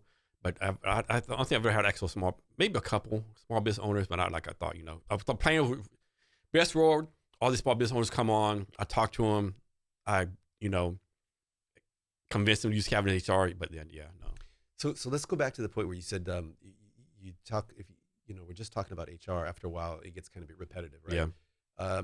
With cybersecurity, there was a bit of that, but at the same time, cybersecurity, as I said, there's so many different elements to it. So I was never really bored, but I did feel sometimes constricted, where like I would meet somebody and it's like, so for example, one of the best podcasts I ever did was with my former karate instructor, who is really like, he's almost like a philosopher about martial arts in terms of so many different elements of it. That didn't fit in with the MemoQ podcast, the Grow Fast podcast, with anything. And I kind of envy your platform because you can talk to anybody about anything right now. Isn't that kind of cool? Yeah. So when I first started out, it was like Cavness HR podcast. I did like marketing my business. Back then everyone says, hey, do a 30-minute podcast and keep it focused on HR, right? Yeah. So I did that, and I was only talking to other HR people, right? Like HR directors. And suddenly, like after 50 episodes, maybe actually 100 episodes, clicked my mind. Man, this is boring as shit, right? You did 100 on HR? Yeah. Oh man. Yeah, it was insane, right? Yeah. And then like, it clicked my mind, like this is boring shit. 30 minutes is not long enough. And oh, by the way, none of these HR people gonna buy your HR platform, right? That's what I basically like copy Joe Rogan. Who are your customers? So for me, my perfect customer would be a small business owner, 49 fewer people, and they realize HR is important because I don't have time to educate people right now. Yeah. They know HR important, but they don't have time to do it right. They don't have time to keep up with different rules, regulations. And like they might be growing fast, but they can't afford to pay, HR person $70,000 more per year. And who I really want to put our business is HR consultants, right? Yeah. So most HR consultants, like they overcharge the price and deliver value, right? For example, you hire me as HR consultant, right? And most of them get paid like anywhere from $100 to $400. We'll say you can pay me $200 an hour. I come to your place of business. I do like an HR audit, look around, and I say, hey, Mark, you need blah, blah, blah, blah. This policy document, this handbook. And you say like, Jason, I kind of knew that, I kind of know my own business. Like, when can you like fix it? Oh, I don't fix shit. Oh, then you hire someone. I consult you. Oh. So you're going to pay me $200 an hour to tell you what you know? Yeah. To me, it makes no sense, right? Do you also do like advising in terms of employee benefits? Yeah, we do all that, yeah. 401k plans, insurance, all that kind of stuff. Eventually, yeah. The plan eventually do everything A to Z. But right now, it's like basically like I call basic HR, like compliance, handbooks, policies, onboarding, HR advice. HR advice can be anything from, hey, Kevin's HR. Actually, this happened one time. Betsy's not working out, she's just not working out. It's been 6 months. We both agreed we're going to part ways. We're going to pay her a little bit of money. Everything signed. Lawyers did everything. She told us yesterday she's pregnant. And I'm like, I'm not saying not to still separate, but this is a way you can keep her on because someone's going to say you fired her because she's pregnant. It might not be her. And can you take that social media thing, right? So those kind of things, right? It's funny, man. So I was in leadership positions in all over Asia, and my last one of my last gigs was CEO Asia Pacific, and in all those years, the only dispute I ever had was from a salesperson who was extremely underperforming, and I documented everything. We had the conversations, and we documented, and it was basically, if you don't hit these marks by this time, we're going to have to separate, right?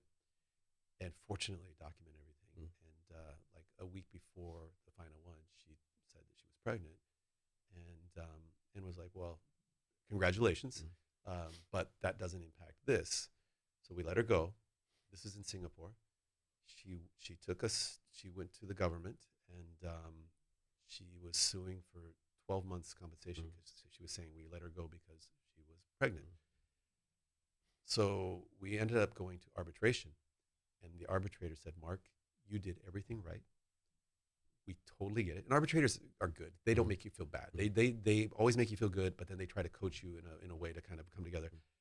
And but if you go to court, and she's crying and she's pregnant, and the judge feels sorry, you could be in a kind of a pretty scary situation from a liability point of view.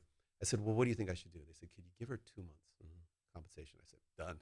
Yeah, done, man. Yeah, sometimes you got to pay a little bit of money up front. 2 months is nothing, I mean, when you're talking and I felt actually good about it because, I mean, when somebody doesn't work out in a job, I empathize with them too.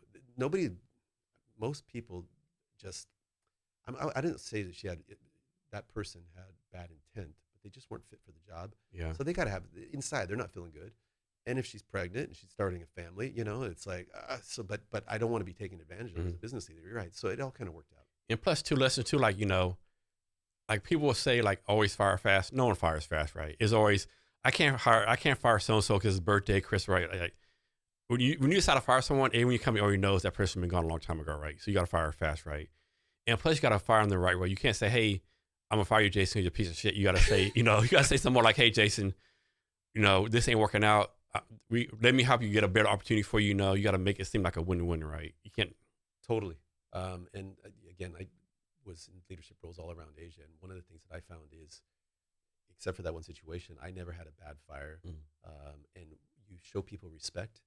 You explain to them why it's not a good fit, what the expectations are, and more often than not, they just want to be treated with respect and treated in a fair manner. And most people are pretty straight. They're pretty good about it. So I don't know how Singapore was, but I was in Vietnam for 90 days. I connected with a couple of headhunters there, right? And it is so insane, right? The job description, it'll say like, female 20 to 25 or guy over 40 or like, it'll have like height, weight. Totally. And like my mom like. So no, that's all over Asia, man. That's all over Asia. It's okay. But, I used to get resumes in Korea, and they would typically start by saying, "I was born in a good family in a small town and raised with these values." And they'll give you their quote unquote origin story. Yeah. And I'm like, well, this is not relevant, and I don't even want to know, and I shouldn't even be able to see this. And they put their pictures and everything like that. But from their point of view, what they're trying to show, this was 10, 15 years ago and previous to that, going back to the early 90s, it may have changed now. But what they were trying to demonstrate was that they came from a good family, therefore that they are trustworthy. Good stock, so to speak. Exactly, which here, you wouldn't put that in your cover letter, right? But you had to kind of, you know what, when in Rome, do as Romans. Yeah. Which is a challenge because if you're, running a multinational's office in Asia, you have to, again, do as the locals, but you can't violate your company's rules. So, for example, when I was in China, I wasn't in China, but we were running a couple offices there. The guy who was our national sales manager there, he came to me and he said, we give a rebate to this bank that buys services from us. And I said, yeah. And he goes, well, we need to transfer that to, it was his contact's personal account. And I said, why? Well, that's the way they do business. I said, well, that's not the way we do business. Yeah. That's called a bribe. Yeah. And he's like, no, but this is how you do it in China. And I Yeah. was like, dude, we're a multinational company, Yeah. and we deal with banks all around the world. If we get caught and flagged here for doing something like that, we're going to lose business all around the world. We don't do it. And we literally got into a shouting match. I won, but he wasn't happy. Yeah. We kept the business, but so it's a fine line of doing things the local way, but also maintaining your global best practices, branding, everything, right? Yeah. So yeah, it's challenging. For me, either depending on your point of view, the best example or worst example of the job description was the one job description has. My guy Eric told me the job description. It was for a secretary or executive assistant for like a senior director of some big multinational company in Vietnam. It was a must be young female under 25, recent college graduate, must be very pleasant to look at and have a great smile. You got to post these on your website. You got to create a website just of all these. It's like you can have the scam emails on one, and then you can have the inappropriate job recruitment ads. I was like, man, this is insane. Is he hiring for secretary or what are you hiring for? Girlfriend. Like, I know, right? Second wife, hiring for a second side chick. It's so inappropriate, but it's kind of funny. Yeah, it's like my mind was. But you know what's funny? We have this perspective where we like that's inappropriate, but the guy who posted that, or we're assuming it was a guy, the person who posted that ad. Oh, I forgot to add that part. It was actually a female who posted the ad, who was like the senior director. See, that's what I'm saying, right? Yeah. For them, they're like, this is perfectly appropriate. Yeah. So I don't know, It's like it's crazy now. It is, and I think one thing in America we have a tendency to get wrong. Like America rules don't apply everywhere else, right? It's different rules, different places, right? We have a bad habit of going to different places, like trying to apply our rules. Totally. I was in Croatia, Montenegro, and Budapest, Hungary for the first 3 months of last year, because that's where our software development team is based primarily in Hungary, but I spent time in the region. And it was funny because once in a while, the subject of pronouns would come up, and pronouns here are, it's everywhere, and people are typically okay with it, and but I was told many times, they're like, no, we don't do that here. It's, and okay, it's just, that's what it is, so which is another reason why I encourage everybody to get outside of America and travel, and don't try to superimpose our ideals on anything else. Just be a sponge and learn, Yeah. So next, talk some about your sailing real fast. Sailing, yeah. Real fast? Yeah, like, dude, yeah, take all your time. I could talk for hours, man. Yeah. The one person that can probably talk about sailing more than me is Justin. Oh yeah, I forgot about that. Yeah, yeah. No, he's. I forgot. I told about he's a good It's sailor. funny, like I can't get the guy on the phone. He's just busy. And then if I say, hey man, I got a question about sailing, he's like, he's like, no, I got time. No, so I love being in nature. In fact, let me back up a little bit. When I'm outside of America, there are two things that I really miss about America. Of course, my family, but two things I really miss about the U.S. that it's hard to get to the same level overseas, and that's our nature.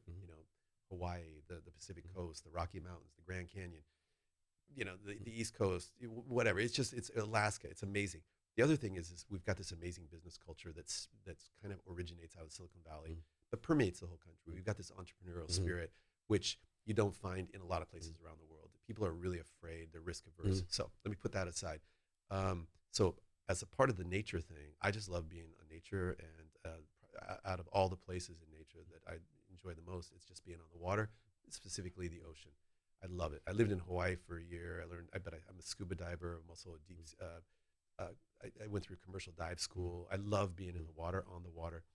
I would love to surf, but it's too hard. So the next best thing is sailing. Sailing is this perfect combination of wind and waves. And it's just nature doing the work. And when you're doing it right, you just feel like it sounds kind of corny, but you're at one with nature. You're just, and you can just feel it. You can feel the boat accelerate and just go. And it's just this awesome, beautiful thing. Probably surfing's better, but I'm too old and it's too hard. You mentioned you tried surfing, right? And you So I did something called boogie boarding last year. Yeah. I fucking fucked around. I cracked my ribs. That wasn't fun. So it's probably too dangerous to do this, but have you ever tried like sailing and then scuba dive at the same time, like scuba dive and be tied to their boat and stuff like that, or that's too dangerous, I'm guessing? I tend to want to stay on the boat when I'm out in the boat. Okay. But I think the safe way to do it is to anchor someplace and then do some snorkeling or something like that. I know some people are out in the middle, crossing the Pacific Ocean or the And if it's a calm day, they throw a line in the water and get pulled behind the boat. And if it's calm day and you've dropped all sails and you've got people on the boat that can take care of you and you trust them, that So when can it be too dangerous to go scuba diving? I'm guessing like stormy seas, like dark time Scuba at night. diving? Yeah. Scuba diving, yeah, I mean, there's a lot of different dangers. It's, what is the visibility? What's the water temperature? Are there any currents? So the Puget Sound is amazing diving, but it tends to be dark and cold. And every year people get into trouble because we got a lot of currents around here too, right? The other thing with scuba diving is you gotta be relaxed because no matter what happens, you gotta quit breathing. Most of the time people get into trouble, they panic, they'll drop their weight belt, they'll jet to the surface, and they'll get in trouble because they'll hold their breath as they're going up and the air expands and it does bad stuff in your body. Or people get trapped down something and they have forgotten to drop their weight belt. And but scuba diving, as long as you follow some basic rules, it's awesome. How easy or hard is it to like get disoriented when you're down on the water? So do you know people have a great sense of direction and then some people have no idea where they're at any time? I think the same thing applies in the water. There are people that can get lost in 300 feet of perfect visibility and they'll just get lost. But here in the Northwest, I would say my experience is it's more difficult because it tends to be darker, lower visibility, and it can get a little scary. You get your current is pulling you in a certain direction, and you're not sure which way back. But you make your way to the surface. You see where your dive boat is or where your flag is. There's also a buddy system that you should use. You should always be diving with at least one buddy, friend, somebody. So what's been like, I don't know, the craziest animal or craziest thing you've seen underwater? Like what the fuck is this?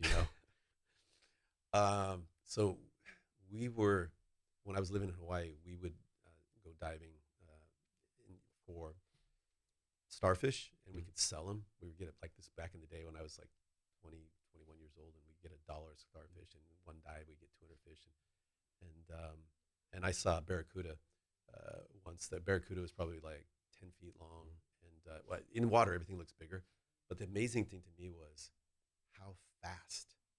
Like we're nothing in the water. We're like slugs compared to that. It was just like it came out of nowhere, stopped right here, and then was gone in a second. I mean, it could have killed me instantly. I wouldn't even have known what hit me. But fortunately, it didn't like my looks. It just said like, nah, it doesn't look good. The other thing was, do you dive? No. So if you want to go for lobsters in Hawaii, you do it at night.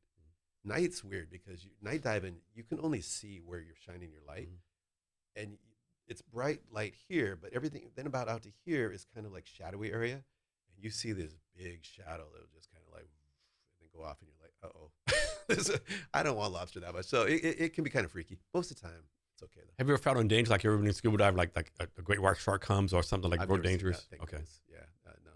And that which is another reason that I don't surf because of sharks. Yeah. So that's what I like about a sailboat. You're on the boat, Now you could run into a whale or a ship or something like that, but I mean, for the most part, just don't hit anything. You'll be okay. So what's the farthest you've sailed? I just sail. So now just up in the San Juans, and then we chartered a boat in Thailand for 10 days once, my wife and my 3 boys, and that was awesome. And we just sailed for 10 days on a catamaran. But I typically do day sailing, overnight trips. I am planning, the best laid plans. I'm planning in late summer, early fall to try to sail down the Pacific coast, down to San Francisco, and then maybe beyond. And so do you have to get permission for that? You have to tell on the Coast Guard, hey, I'm doing this sailing trip down the coast, or you just go? You don't, but I do need to get permission from my wife. Okay. And, she's my Coast Guard. But that's the great thing about boating. These days you can get I think it's American Boaters, there's some kind of basic qualification. You can do the education online and do it. But to go offshore, you don't need any special permission. You should have, I think you need to have like a VHF radio and a couple other safety devices on your boat, life preservers and things like that. But in terms of like, hey, it's smart though if you're going to go offshore anywhere, to tell people where you're going to go, so you have like a route planner, a route record, so people know. And if you don't show up, they kind of know where you were. But it's amazing, man. We have VHF, we have cell after you get more than 7 or 8 miles offshore doesn't work, but thanks to Elon Musk, we have Starlink. Starlink, man. And Starlink, I just went to a cruising seminar 2 nights ago. These people from Seattle in Mexico for a year. Now they're in Fiji. And they're like, so they're at this little tiny island in Fiji, like this island outside of Fiji, but there was like 300 people on the island, and these people hadn't had internet connection for 3 months, and they were begging them, hey, can we have, can you share your Starlink signal with us? And so, except for the webinar, the rest of the time they were just opening up the signal, and these people, they were being able to communicate with all their friends and other islands and everything like that. Starlink's just, I mean, that kind of technology is amazing. So how do you make sure, or maybe you don't, I don't know. like, you're doing this trip, right? Yeah. How do you make sure you don't like mistakenly sail through the middle of U.S. naval war exercise? Well, the Navy, hopefully, is pretty good at letting you know where you can go and when you can go. So there's certain areas that you can never go, and there are certain areas that you can't go when they're doing, exercises. But the course that I'm planning down the West Coast, there are none of those areas out there. Can you imagine, like, you're sailing, and of course you have to sleep sometimes. You go to sleep at night or whenever, and you wake up, there's like 4 U.S. naval destroyers around you. Right. You're like, what the fuck? No, but the crazy thing is, it could be a naval ship or even just a cargo ship. Yeah. The scale of those things. They're so big. It's They're so big. 3 football fields long, 20 stories tall. Yeah. And they can't see you. Mm-hmm. Even if you've got a radar reflector, and you may have some kind of AIS signal that alerts other boats, it's hard for them to physically see you. There's a great technology right now called AIS, where you're broadcasting a signal, and every commercial craft out there, or even privately owned craft, are supposed to be broadcasting a signal, and it'll alert you, and you can set it on the distance, how far they are from you, and it will actually alert you, wake you up if you're asleep, and then tell you that vessel's name, their size, their speed. Nice. And it will tell you when your courses are going to intersect. So basically how much time you have to live. So you better change route, or you get on the VHF radio and you call them and you say, hey, this is sailing vessel Mark, or whatever your boat's name is. And do you see me? And are we going to be okay? And people, they tend to adjust course and stuff. So I have no idea if the story is true, right? But you've probably heard this, right? So this story is on the internet. It was like, there's like these two things I see, right?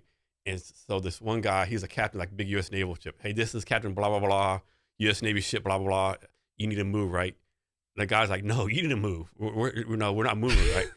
Like, you don't understand. We're the U.S. Navy ship. We're like this, that, we have this firepower. You best to move. The guy like, we're a lighthouse. You'll call. we're a lighthouse. You'll call, dude. No, you know what? It's funny about that story. There's actually a real life example of about, I think it's about 30, 40 miles off the coast from San Diego. I'll think of the name, something Banks. It's one of the biggest, so you're out in the ocean, and then you've got this bank that comes up to, like, sea level.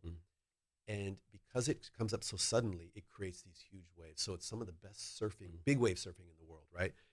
And I think it was about 4 or 5 years ago, a U.S. aircraft carrier, of course it was naval if it was an aircraft carrier, hit it. And it was like one of the biggest mess ups ever, because you'd think they would have the most sophisticated technology, and somehow they managed to. Yeah. So we're both in tech, sort of, kind of. What's some tech out there right now that like really excites you? Well, clearly anything AI, but it's the different applications of AI, and then when you mirror, I wouldn't say it excites me, it almost scares me. AI with robotics, and I don't think it's gonna be too long before we have, well, obviously autonomous vehicles. That's already working, and that's going to be a bigger and bigger thing. But we have this aging population, and people are going to need, or already need, help at home, and maybe they don't feel comfortable with having another person in their house. But if you've got somebody that can come there and do all your household chores and everything like that, and I think we're literally 4 or 5 years out from that based upon the technology. I don't know if that really excites me, but it interests me. Then we can get into the whole cryptocurrency thing and blockchain, because the democratization of a currency and the ability to store wealth in a way that the government can't really, Mhm. we were talking about Bitcoin, for example, the government doesn't have a monopoly over it. The government can't choose to print more of it Mhm. or devalue your Bitcoin. There's ways they can probably manipulate the price, but they don't have the access to the underlying technology. I don't know, man. There's just so many different things. And then if you think about like healthcare and longevity, how about you, man? I mean, you're talking to everybody. So Yeah, AI is a big thing, you know. So many like the AI robots, you know. We'll talk about UBI in a minute, you know. Like, do we need a UBI? So, some lawyer posts on LinkedIn today. He like, hey, I mean, I'm not gonna say AI is taking our jobs away, but I'll do a perfect example. Like, you know, I work for a big law firm. Um, Usually, like we do a big case, we send all the research to all our junior associates, right? Hmm. Well, recently we started sending all the research into like ChatGPT, Gronk, whatever, and they're doing the work. And so guess what? We like pretty much laid off like 2/3 of all the young lawyers recently, right? You know, take that to what you mean for across your business, right? Like for example, software development, junior developers, like our first software junior developers now right now. Every junior developer knows like struggling to find a job, right? Because like why hire them, right? There's no need to, right? Yeah. And like there's all these videos. Of course, you don't know if it's an AI generated, but there's one video I saw where like this robot is like harvesting all the crops by itself, you know, picking all the strawberries, you know. But I think it's just like cyclical, right? You know, back in the day, might be a bad example, like when the cars took for horses, people like, oh, we're gonna lose our jobs, you know. The person shoveling the shit behind the horse gonna lose a job. Well, that person probably needs to lose a job, right? Like, do you want to have a job shoveling the shit, right? I'd I- prefer to be in the car factory making Yeah, cars, you know. I mean, there's gonna be jobs like someone has to make the AI robots, you know. See, this has been going on. Someone has to go. It's all. I It's mean, been going on forever. I mean, you know, before the printing press in Gutenberg, but which, by the way, you know, removable type and all that was actually created in Korea way back when. So Koreans will be happy to because they're really proud of it, and they should be. But you know, Gutenberg brought it to the commercial level in Europe. I don't think really in his lifetime, towards the tail end of his lifetime, it really started to take off. Anyway, you had people that were scribes. That was their job, and they would copy the Bible, for example, and that was the most commonly, you know, copied book. And it would take them, you know, days and years to do a book. I don't know but it would take a long time, right? And then when you had removable type and you could just use the printing press and boom, boom, boom, those people got put out of work. But guess what? You had this publishing explosion of thousands and thousands. Yeah. And so this exchange of ideas. And then you had all kinds of new jobs that were created, typesetters, you know, printers, all kinds of, you know. And so we had the same thing with, you know, people that work for printing presses here. And then you had the advent of DTP.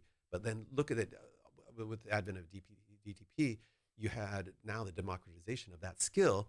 And so many people can actually, you know, you can work remotely and do those kind of jobs for other people.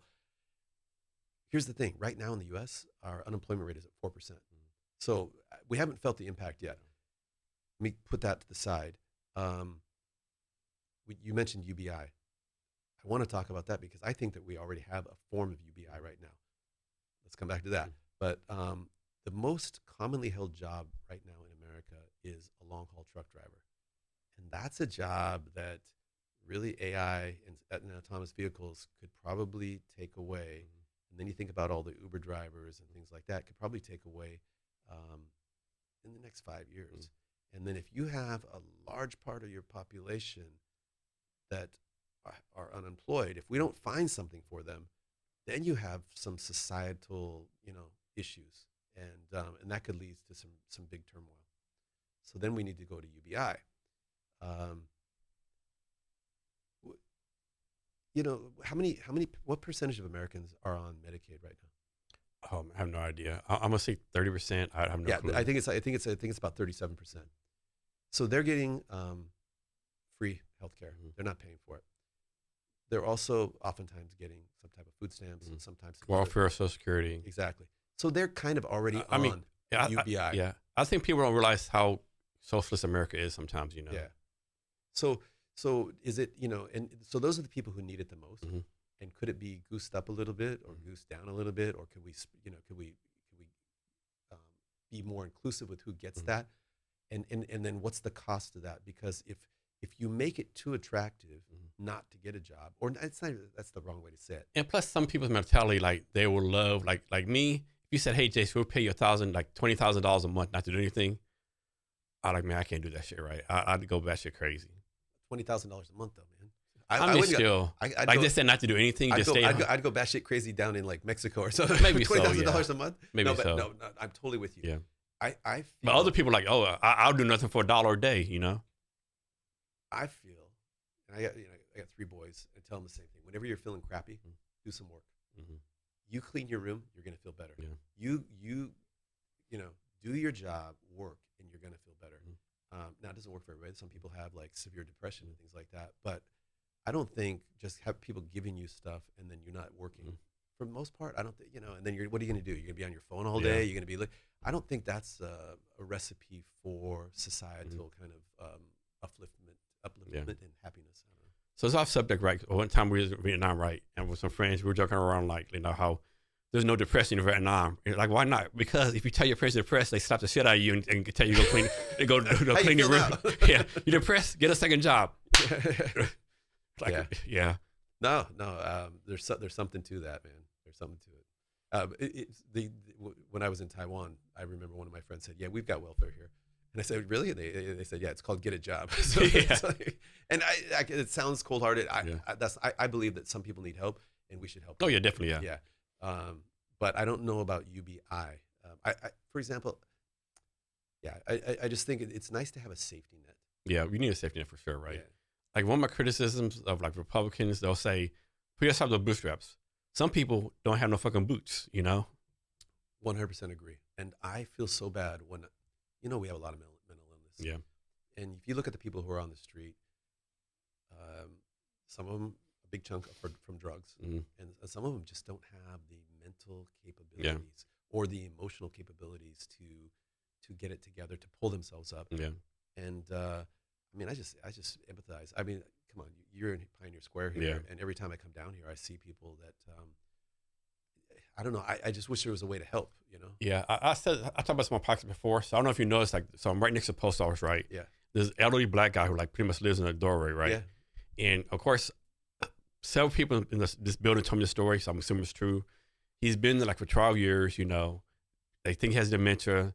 People try to take him away, take him help. He always says no. And supposedly, maybe 2 or 3 years ago, a young lady came and said, "Hey, you come home with me, right?" He tried to fight it. She got a police involved, and they're like, it was their daughter, granddaughter, someone in her family, in his family, right? "Sir, you need to go with your daughter, and he went, right? And he came back in 6 months, right? So I'm thinking, man, like sometimes I walk by, man, I got to do something with this guy. Like, then I think, okay, his daughter came and helped him. He came back, right? So why, I hate to use the term waste my bandwidth, but man, why get involved, right? It's a moral and ethical dilemma. Yeah, I see every time when I'm, getting off the freeway and you've got somebody there holding a sign, and they've got a sob story in their sign. Mm-hmm. And part of me says, okay, let's say it's an older person, Mm-hmm. or and then I would go through this mental calculus of, okay, maybe they really do need some help, right? Maybe they're handicapped. Sometimes I'll see a mom with their kids out there, and I feel like, okay, but is she using the kids to exploit the sympathy factor? Yeah. But do I encourage that, or do I just say, you know what would Jesus do? Jesus would say, just give people what they're asking. But sometimes I'll see somebody that they're like 22-year-old kid out there who's obviously is okay. He could get a job, but like probably doesn't want to because maybe he's got a substance abuse problem. Yeah. But even a substance abuse problem, like I empathize with people that can't get off of drugs because it's got to be kind of a particular hell, man. Can you imagine like you see people here in San Francisco, up in Vancouver, who are just, they're living their life on the streets. Yeah. And you could say to them, well, why don't they just quit? I don't think they have the choice. They don't have the choice, So I don't know what the solution is, man. And so 2 things. So I was like, I always tell myself I would never beg for money. Yeah. But when Vietnam on a tour, because it's a tour of the Mekong River Delta, right? This thing, the Mississippi River Delta, but twice as big, right? Yeah. And as part of the tour was they take us by a brick making factory, right? And these people making bricks. And it's, obviously, I've never made bricks, but it's hard. You can tell it's hard work. Yeah. They're making like $100 a month, right? US dollar, right? Like, damn, I'll beg for money, but I make build bricks $100 a month, right? So that's that, right? Yeah. And then like obviously I'm being a military vet. I used to be always like I used to give money to military veterans all the time. And then I saw a story on, I think it was Dateline, right? Where they were in Vegas and they basically follow this veteran for a day, right? This military veteran, right? Every day, this is what he did every day, right? He will go out and have a sign, military veteran homeless, right? And every day, like he did like maybe 10 years, right? once he made $200, he stopped right. If you took him, like he would start at 7 in the morning. He got $200 at 7:30 to stop, or maybe midnight he stopped right. Every day $200, he would go pay his hotel room, get a hamburger, get some crack, and get a whore. And then they went to his hotel room, like, oh my God, it was like, that's the fucking disgusting. And they asked the hotel operator, like, what are you doing, right? I don't care as long as he pays his rent. And neighbors don't complain, right? I don't know, nevermore. And then with like, the talk like the kids and another, maybe didn't last semester, like they follow someone afterwards, like, and they like begging for money and like walk 2 miles and they got in a fucking Mercedes Benz, right?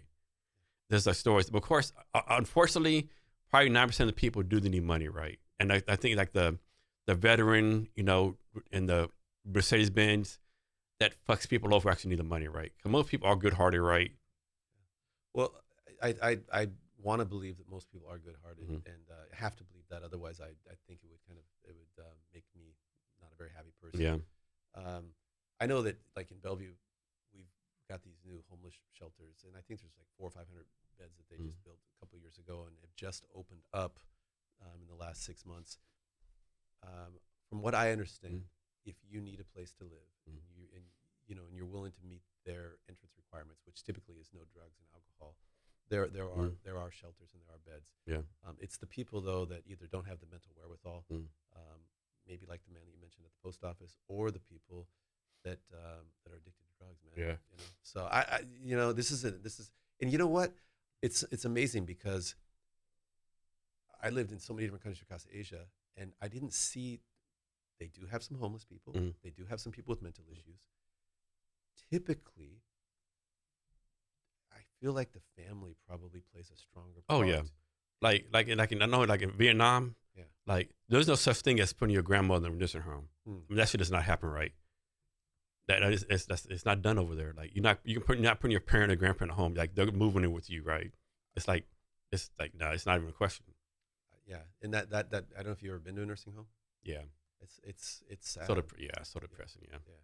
So let's talk about something positive, man. Okay, so this I'm not being positive. Like so when let's talk about breeze docs. No, we already did. No, talk about some more. So like, okay. So I've run podcasts in several places, right? So before I came move here, I had a podcast in a Cork space called Space, like a block from, right? And so I was paying $1,000 a month for 100 square feet, like real small space. And they said, oh, I remember it's like December 14th. Oh, January 1st, we're gonna increase your rent to $2,000. Like what? I'm like, am I getting not like 10%? We're gonna increase it like 40%. Yeah. Oh, this is our regular price. We had the COVID price. Okay, am I getting something new? No, just regular price. So I was like trying to find a new place, right? And so I was walking around, and this space is open, right? Like, man, I can't get a podcast space here. Like, it's next to the Mission, all these places, like. And finally, some events, like, dude, this is an awesome place. I know, but no, when you look around, like, man, no one's gonna do a podcast here. It's too unsafe, right? And then somebody said, are you gonna do a podcast at 3 a.m? Okay. Price point. I came. Oh my God, I have to get this place right. And one of the reasons I didn't want to do it here because there's a gospel mission like right across the street, right? Yeah. But the gospel mission, never no problem, right? Because like I said, you can't be on drugs. They're safe. Yeah. It's Christian based, not saying that's good or bad thing, right? And then all these, like, of course you have to keep your head to swivel, right? And there's crime. Like, I never personally seen crime, but like the guy next door, the black dude, he's nice, It's just, I don't know. It's like, this is an interesting place, right? Well, the thing is, again, I told you I have 3 boys, and I tell them there are certain rules in Seattle, and that you can generalize them everywhere. Yeah. There are certain places that you don't want to be out at, and let's just call it 10 o'clock, 11 o'clock at night. Yeah. Definitely 2 o'clock in the morning. Yeah. Because if you look at all of the violent crime and shootings that happen, most of them happen down here around the clubs, late at night, downtown, Federal Way, Rainier Valley out there.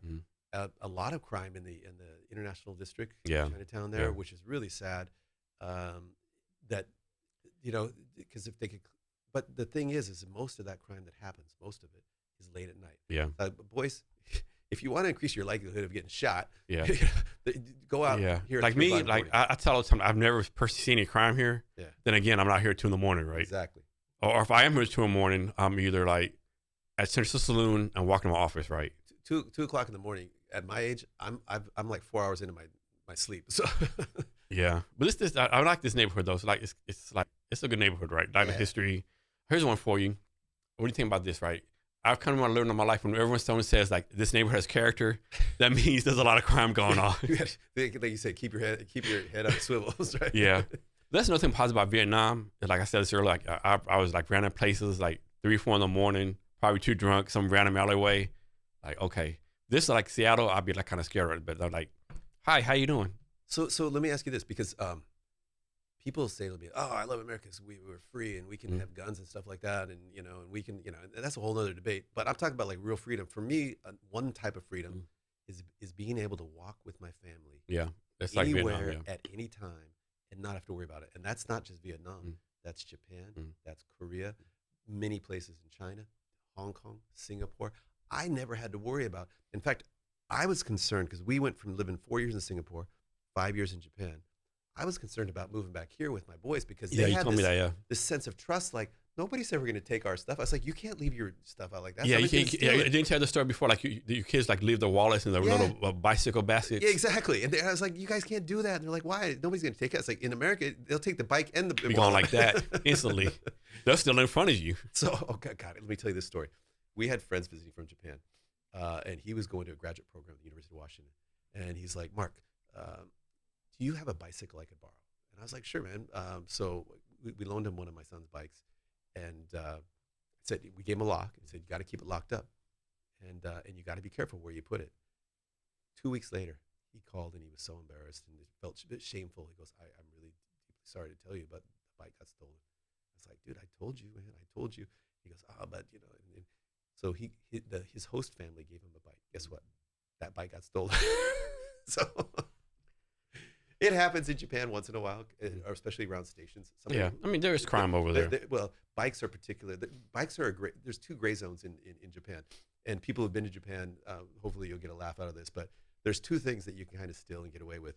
If you're a drunk salaryman and you get to your train station late at night, there's no more taxis running or whatever like that. Oftentimes somebody will just grab a bike and go home and ride their bike home, and and then they'll leave it.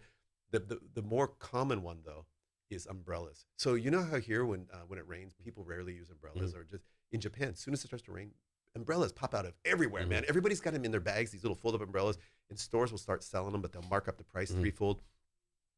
But when you go into a restaurant or a shop, whatever, you put your umbrella at the door, and they have these umbrella racks, and then when you leave, you take your umbrella.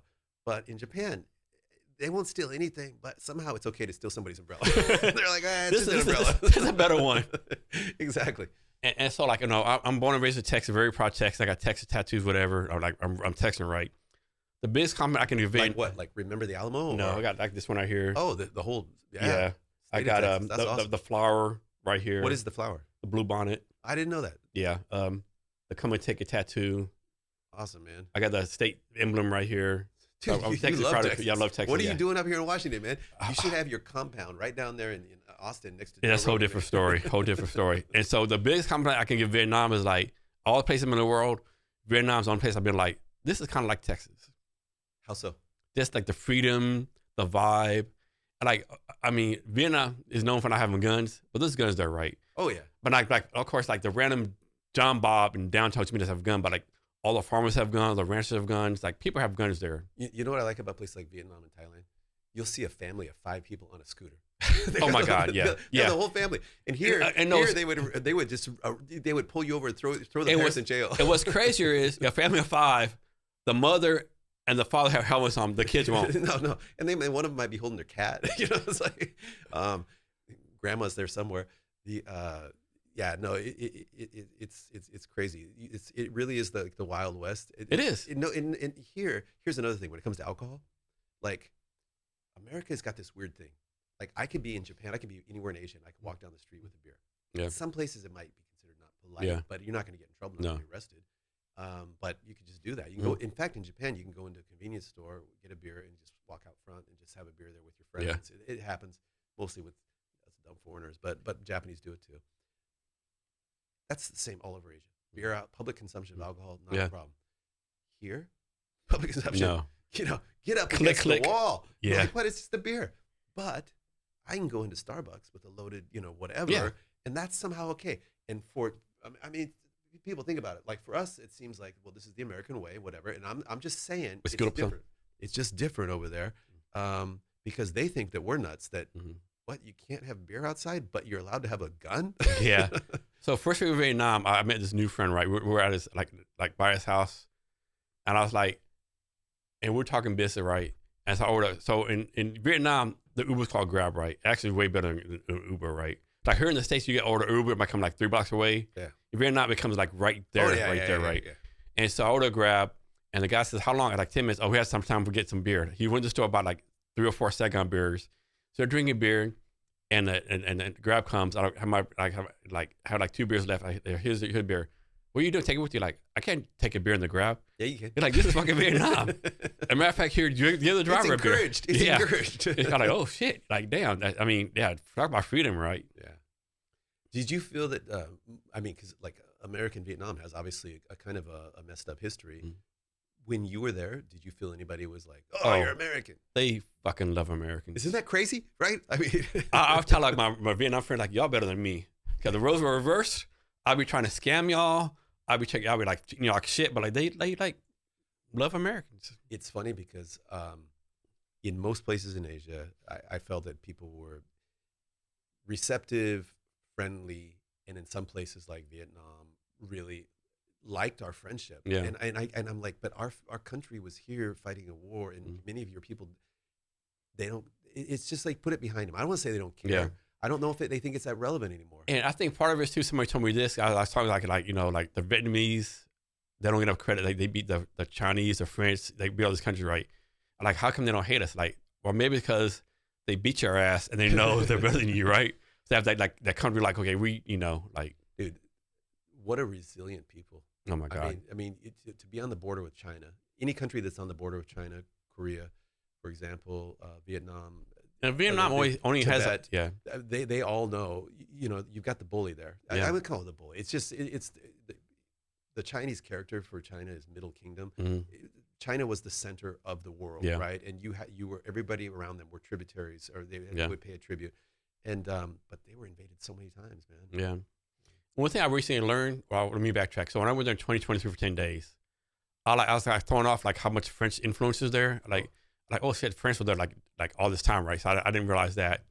And then when I went this time, I'd learned, and I should have known this, I'm a big history guy, that like when Pol Pot was in Cambodia, it was actually Vietnam who went there and like took him over, like fought him, like got rid of him, right? Yeah. That's why China invaded him in 79, and then Vietnam fought him off, right?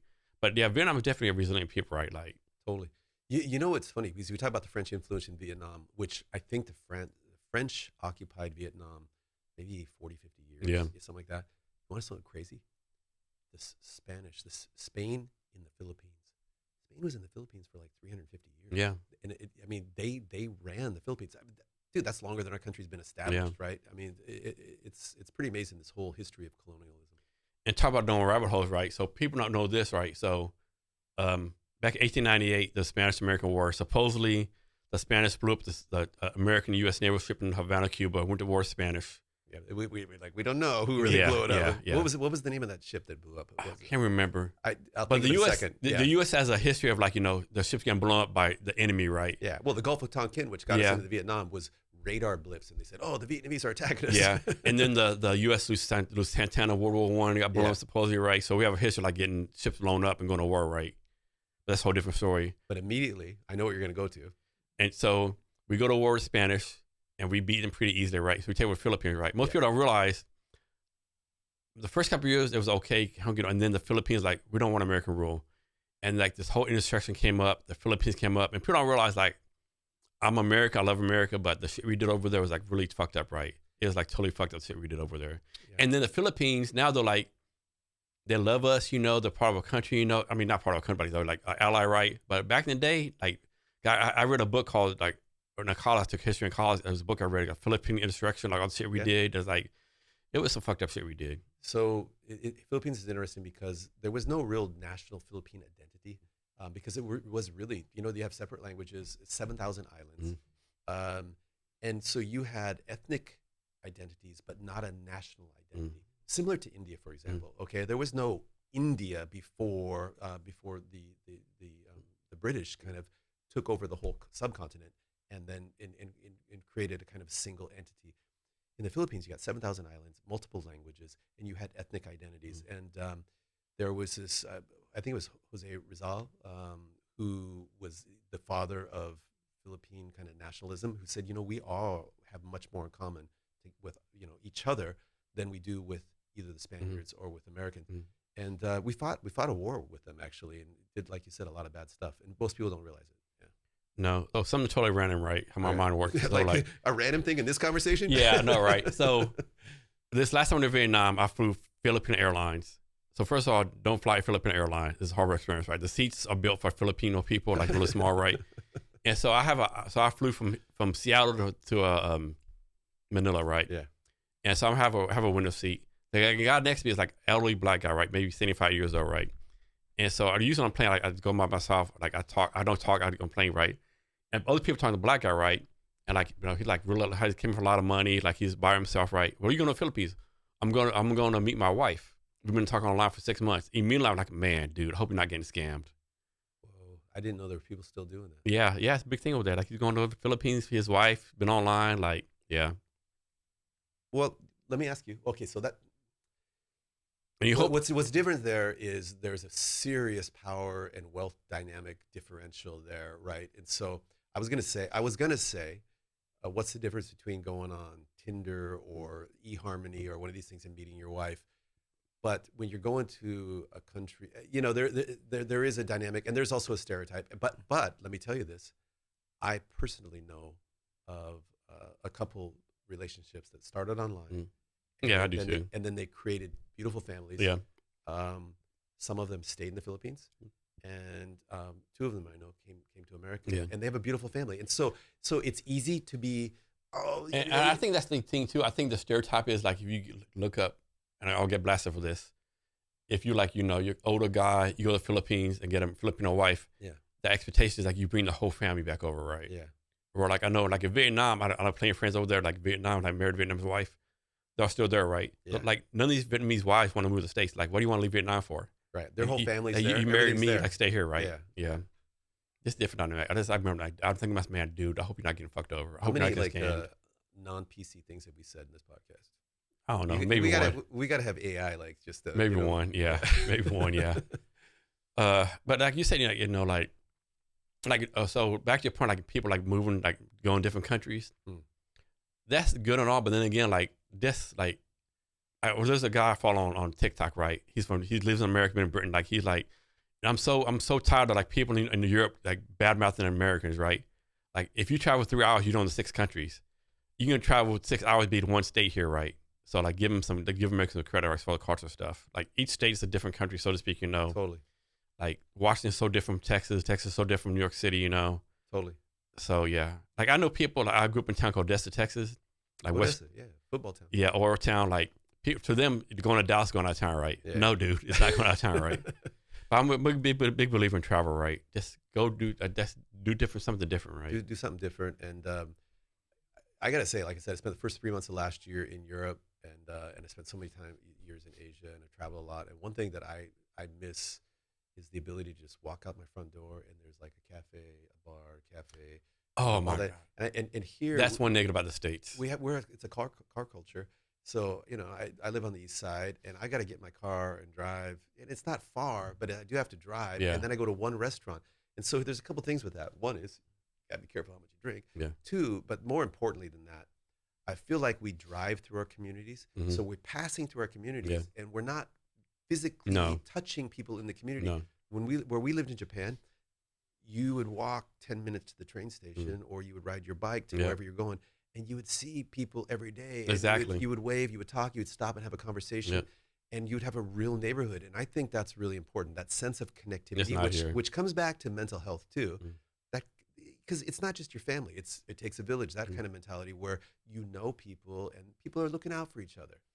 So Vietnam this time, the first 5 days I was at the hotel, right? Like you said, the restaurants there, the cafes everywhere. I met everyone, got to know one. Then I moved to a student apartment for like the other like 75 days. Same thing, like gotten around the neighborhood, talk to people, whatever. And you go into the same cafe, and then they start to know you, and then you get, because you. And it's crazy. Like I walk in, all my shit's already done. Yeah. We know here's your watermelon, whatever they come. Wow, that's okay. Yeah. And then I met this one guy, Daniel Shaw, right? So he's actually born in Brooklyn, black guy from Brooklyn, 57 years old, been in Vietnam for 20 years. He has a shoe manufacturing company, a coffee company, right? So he lives like in the airport district, right? I went there, I hung up there one time, right? We must have walked like 20,000 miles, right? But he knew everyone, right? That's awesome. Everyone talked to him, like. So he speaks Vietnamese too? No. Oh, he doesn't? No. Wow. So what's crazy, people don't know, like in Vietnam, pretty much if you're 50 and above, then you don't speak English. But everyone's like 35 and below speak English, right? Yeah. But then you know how to communicate, right? There's Google Translate, right? I mean, he speaks some rudimentary Vietnamese, but like. How do you say hello in Vietnamese? Oh, I put you on the spot. Sorry. I don't know. Oh, it was Xing Tao. I think it's Xing Tao. I think it's Xing Tao, yeah. I can remember that because in beer, in China, the best beer is Qingdao. Okay.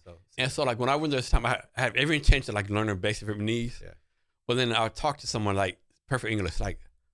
Why? That's really hard when you're trying to practice. Yeah. And they're so much better in English. And they want to speak English better than you. They want to practice English, right? Yeah. And one thing that's kind of crazy, right? They speak very good English, but sometimes I think they might have did this on purpose. Sometimes, like I talk to someone, I'll say, example, hey, can you tell me what did you study in college?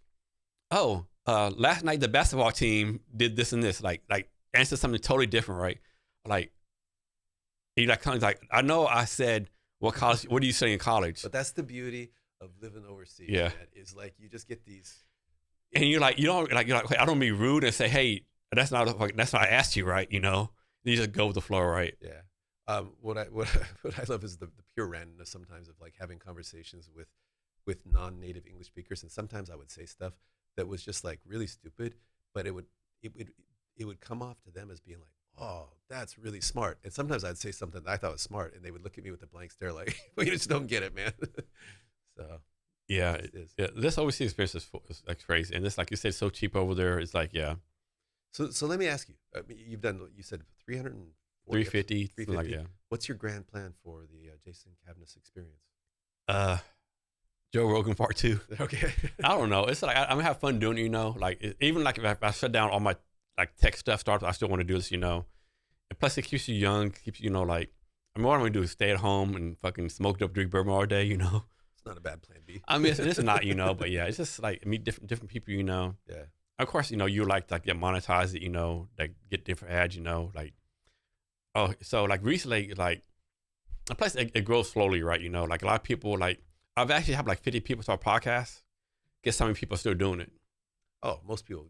0. Yeah. None of them. Yeah. It's like people who have their New Year's resolution to join a gym. Yeah. They're like, and then Not so many people saw podcasts. 3 weeks in, because people don't realize when you do a podcast, they're like, oh, I'll just invite somebody, we'll talk. Okay, well, one, you need the equipment, and then you need to find a guest. And if you've only done one podcast, you're good luck finding guests. Mm-hmm.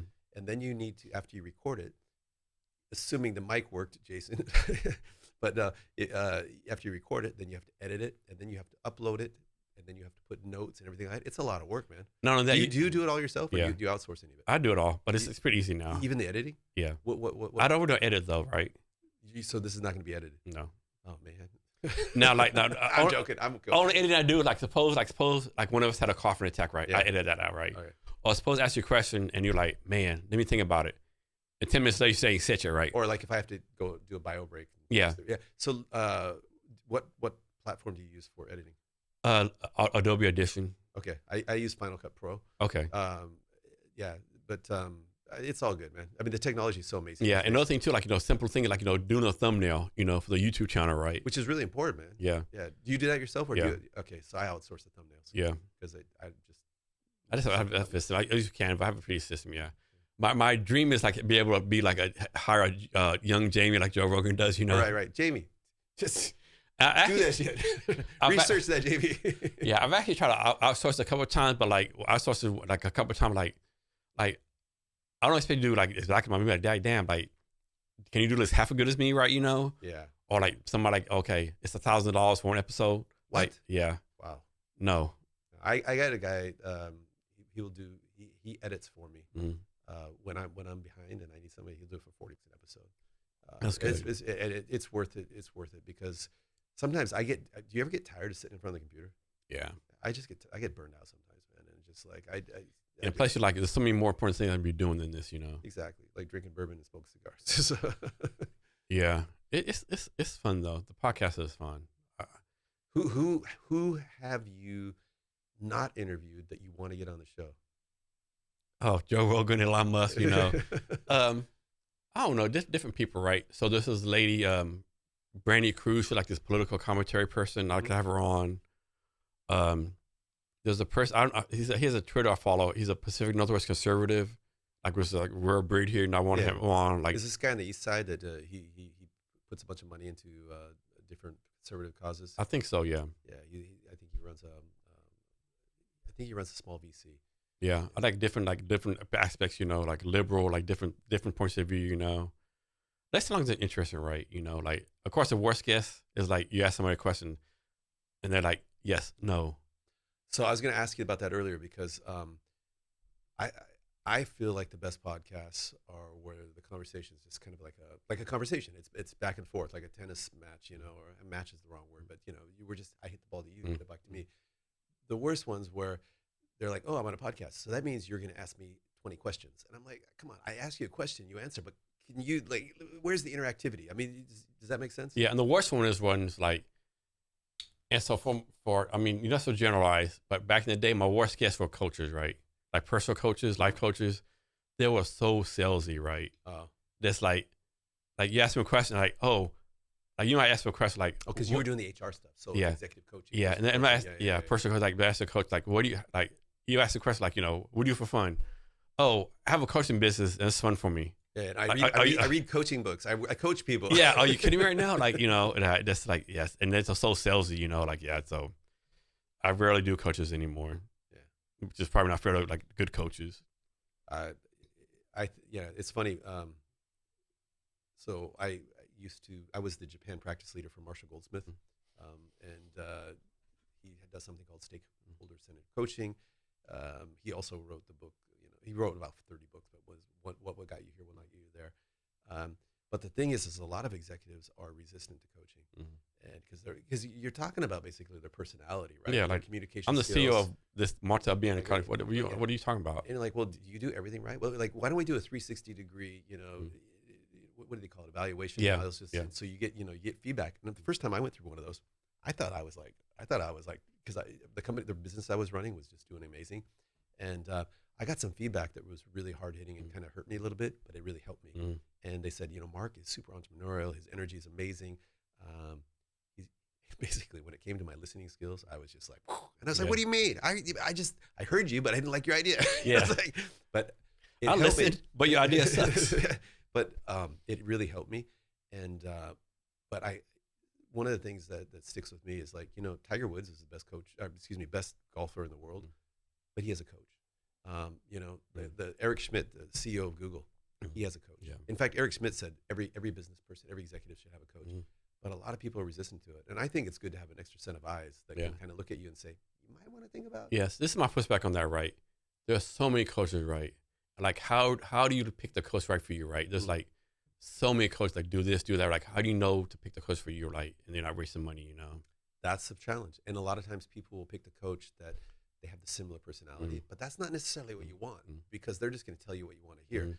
Maybe you want somebody that can kind of complement your strengths with weaknesses and weaknesses with strengths. I don't know. And how many coaches do you need? Like, do you need a sleep coach? I definitely financial need a sleep coach. coach. I need a sleep coach. Do you ever wake up in the middle of the night and can't go back to sleep? All the time.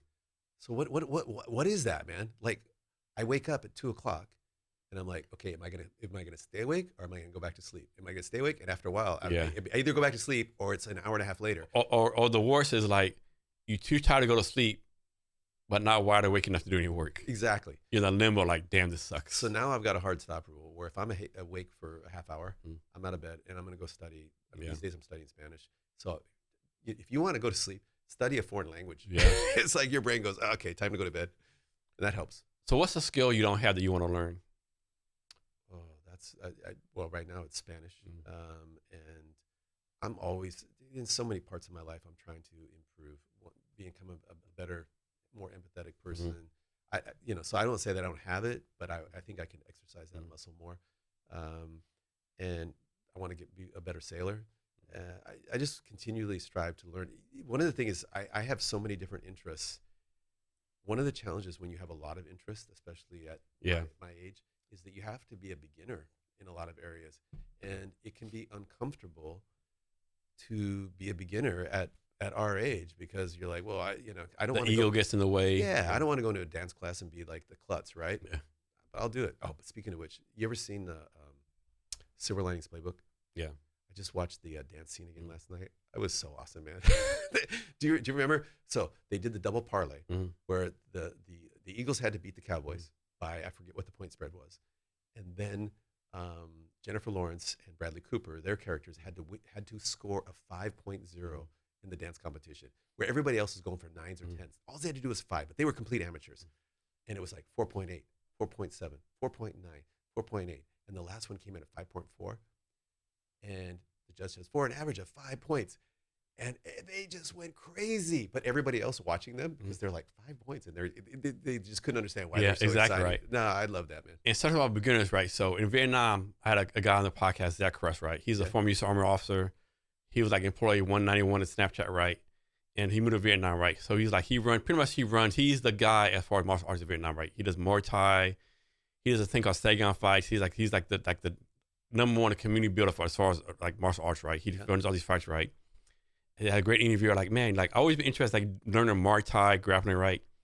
And so when I used to come to this class, like I'm giving, so this guy named Mike Harbron, like this big, I can't remember the guy, but he learned from this road master, right? Yeah. And so he gave a class, right? And so I'm there, and I thought it was just like I just thought it was like a fucking talk. I didn't know it's a hands-on, right? So like, I'm not doing hands-on shit, right? I'm not ready for that, right?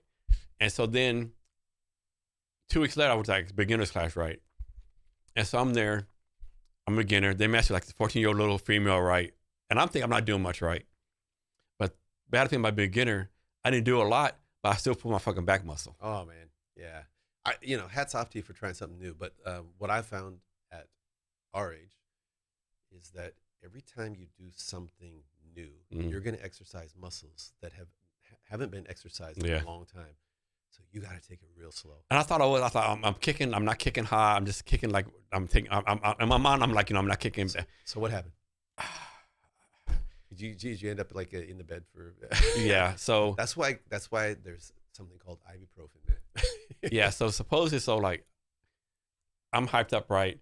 Of course, part of my pride, like I'm this 14-year-old female, like I have to outkick a 14-year-old girl, right? I am a man, right? Look what I'm doing, right? I'm from Texas. Exactly, right? And so I'm gonna find whatever. The next day, I'm like, oh shit, this ain't right?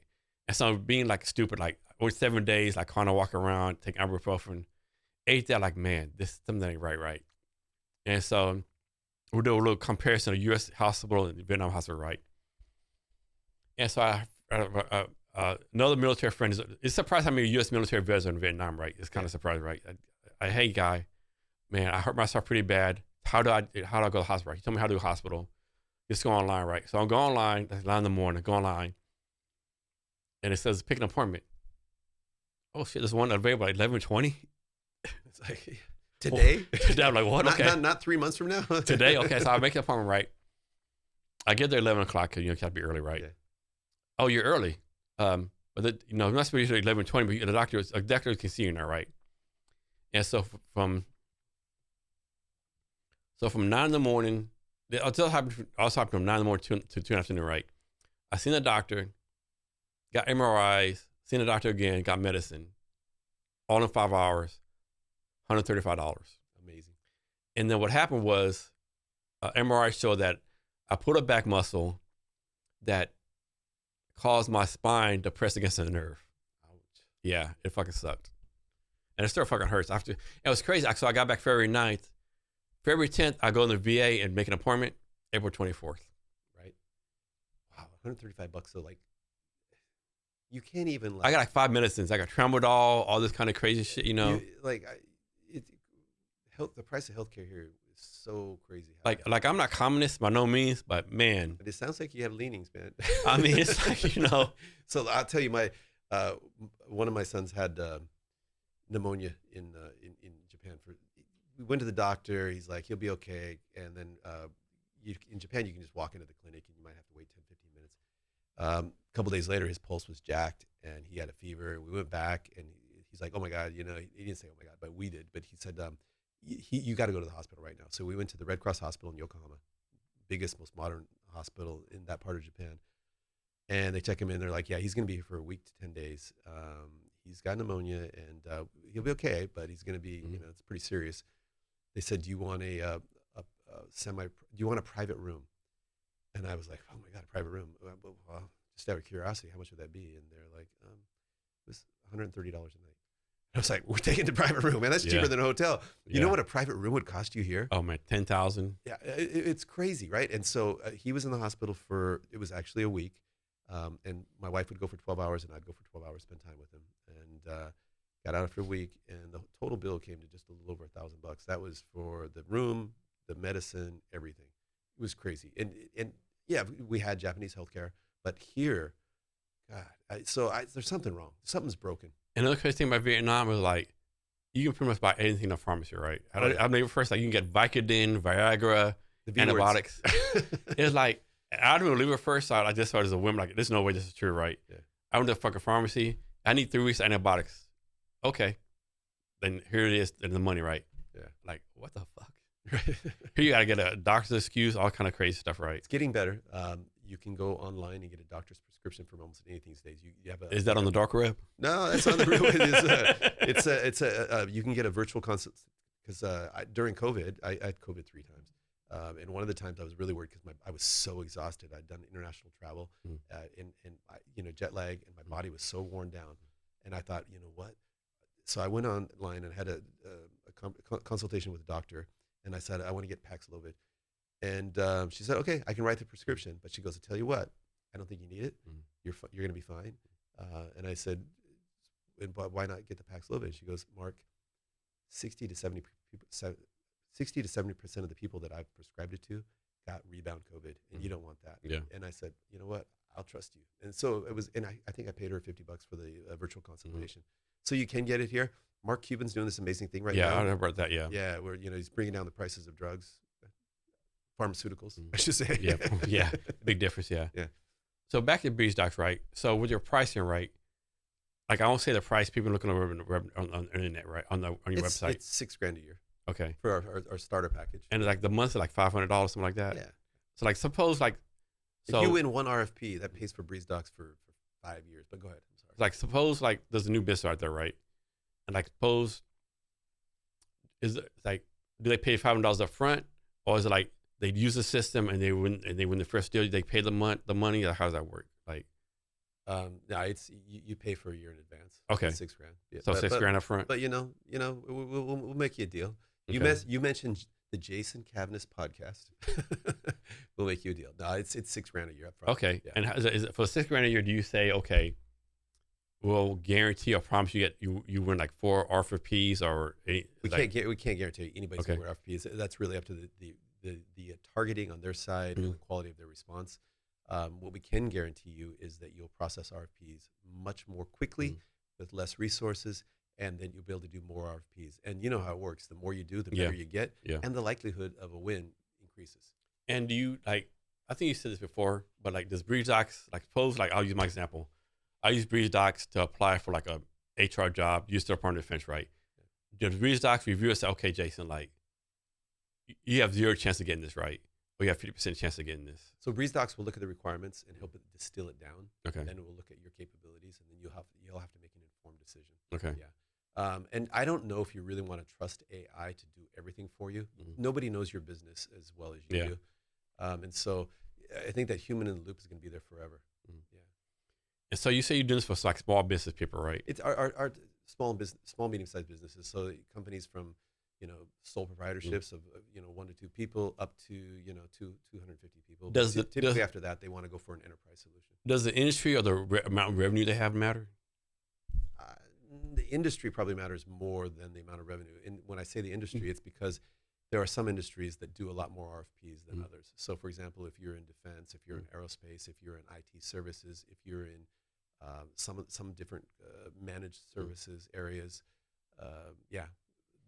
they tend to have more RFPs. So let's suppose there's one small business, and like suppose they've been in business for 10 years, and they've already run like we'll say like $20 million in government contracts, right? Yeah.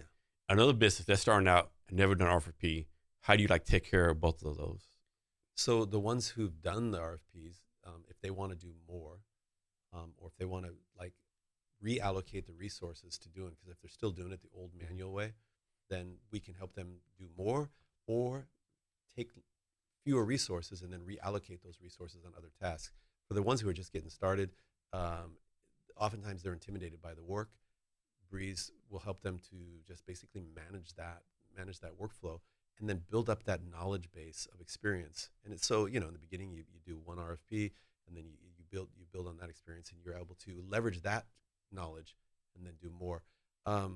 It's really important for companies who haven't done RFPs to start at the appropriate level. There are government contracts, 150, 200 million, 500 million. Yeah, that's too much. Yeah, you can't do that. You go start at lower stuff, and you can do city, county, state, and federal level. And people forget about that. There's like contracts like City of Puyallup, City of Washington. Absolutely.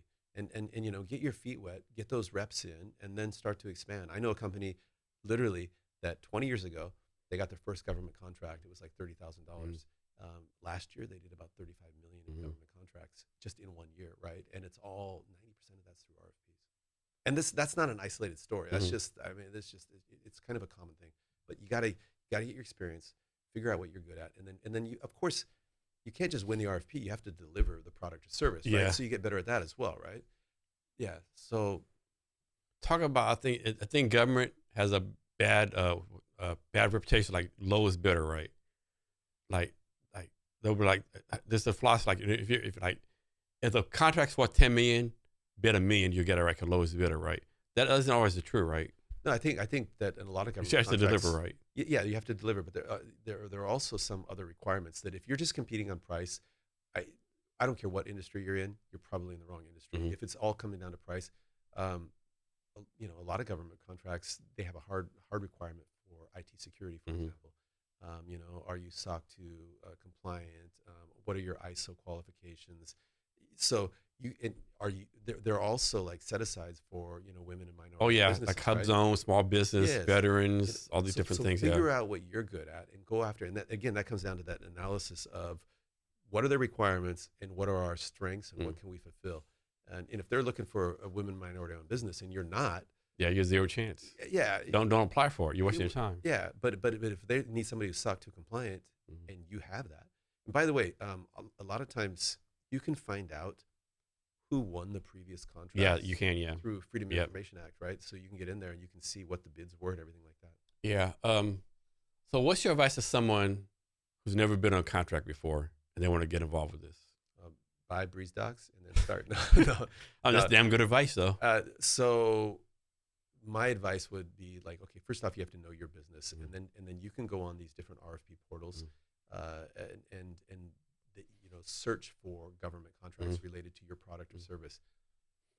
But what I would really do is I would hire an RFP consultant, not Breeze Docs, because we're a platform, but there are consultants out there.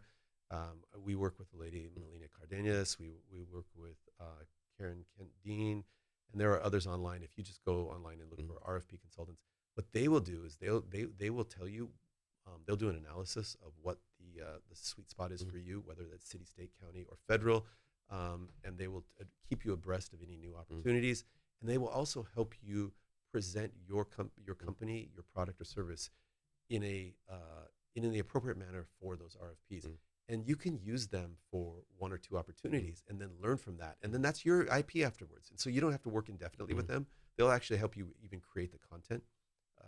And so if you want to get started, and I think it's a reasonable investment. You work with an RFP consultant, whether you use a tool like Breeze Docs or not, that's a different issue.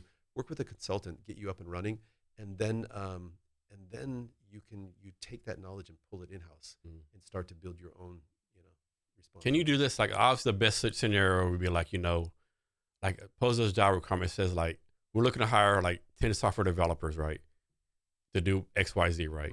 Obviously, the best environment, like you have 10 developers already, right? But can you do this, or is it unethical to say, okay, I don't have 10 developers now, but if I win this bid, I can easily hire 10 developers? That's not unethical.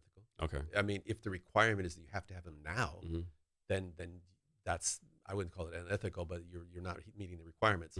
But a lot of projects are won based upon your ability to scale to get that opportunity, because some of the deals are much bigger, and you have to scale. And so actually that's another question is, do you have the ability to scale your business? Do you have the ability, scale can be in bringing in more people or adapting the right tools and technology. So it's, can you do that? And you're the only one that can really answer that. Have you ever thought about doing this, or anyone said this to you? Like, they're like, okay, hey, Mark, I really want to use your business, but man, I really can't afford 6,000.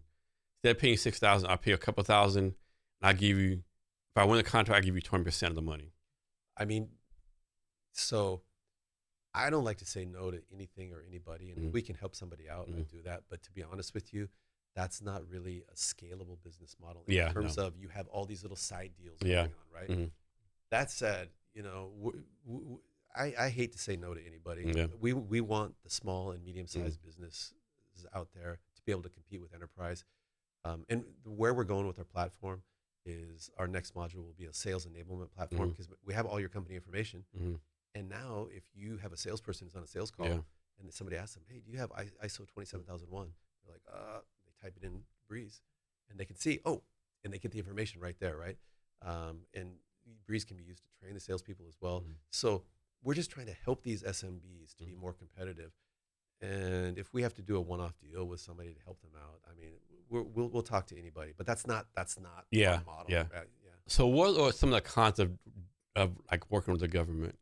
What's that? What's some of the cons of doing a government contract? Well, doing a government contract or bidding for one. So some of the cons of bidding for one is maybe they have already picked who they're going to work with because they helped them write the RFP, and you might be just going through the motions, and you don't have a snowball's chance, and you know what to win. So that could be one.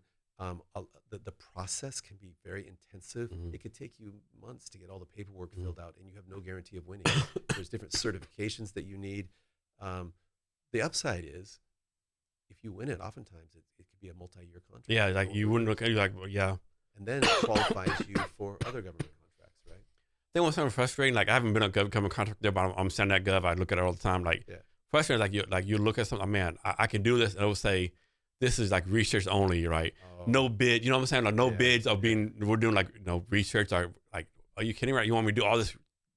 You want me to do everything, but it's like research. No. Yeah. No, that's, so again, you have to pick your battles, really. And that's where that go decision comes in. You have to really target in a smart way. And if you're just getting started, go after the smaller stuff. Small one, yeah. Probably local stuff. Yeah. And they will tell you, like, you're not allowed to have contact outside of certain windows. Yeah. But when the window's open, ask as many questions as possible. If you can meet the decision makers, the people who are involved in that process in a face-to-face meeting, build that relationship. Get as much feedback as possible. And even if you lose, reach out to them and find out why did they make the decisions that they made, and come back next year and try to win it. So at the end of the day, it's sales, and sales comes down to like human interaction, and the RFP is one part of that. So optimize that response, but also don't just send it in and never touch base with these people. Try to get connect with them on LinkedIn. Ask them questions. What kind of networking do you do? These days, I get invited to go to like startup events, and I do that to talk to other founders because I can learn from them, and then I meet with potential VCs. That's tends to be my networking these days. That's it. But I lived all over Asia, and in Asia, every place I would go, I would join the American Chamber of Commerce, because you have hundreds of American companies, and then sometimes I would join other chambers of commerce, like the British Chamber of Commerce, because they would bring in high-level speakers, and then you have these groups and you meet other business people, and a lot of times that would turn into business opportunities. Really, though, I like to network with people who have like interests. For me, just going to a generic networking event is not as exciting as going to something niche. Like I want to find out about Bitcoin or blockchain or AI or something like this, and I want to be around these people that are just like freaks about it, because then I can learn from. How about you? So in the past, I would like do all this networking stuff, right? I would host events. I would do different things. Like I'll go on meetup.com or Eventbrite. Okay, this is interesting, right? But this year I'm trying to be more personal, right? So this year I'm like trying because networking is good, but like, are you networking to be networking, right? Yeah. So this year I'm trying to be more selective, right? So this year I'm like more like, okay, if I know someone involved, I'll go, right? Like last night, there's a thing in Bellevue, Bellevue called, have you heard of Venture Mechanics? Yeah. I've been to a couple of events. So I went there's a veteran event there last night, right? Oh, okay. And so it's a good friend of mine, Josh Carter. He's out of Portland, right? Navy guy. He does a lot of VC stuff, startup stuff. He was like the speaker, right? Yeah. Okay, I'll go see Josh speak, right? Like if Josh wanted to speak, I wouldn't have gone, right? Yeah. So I'm trying to be more selective, like, okay, what can I actually get out of this versus like be more like random, right? It's funny you bring that up. We one of the things with Breeze Docs that we're doing is, again, we're targeting small and medium businesses, and we're trying to help them. We work with a lot of different business associations, and one of the associations that we're going to be doing a webinar for is the National Association of Veteran-Owned Businesses.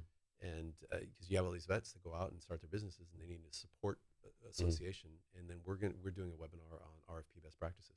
Nice. Yeah.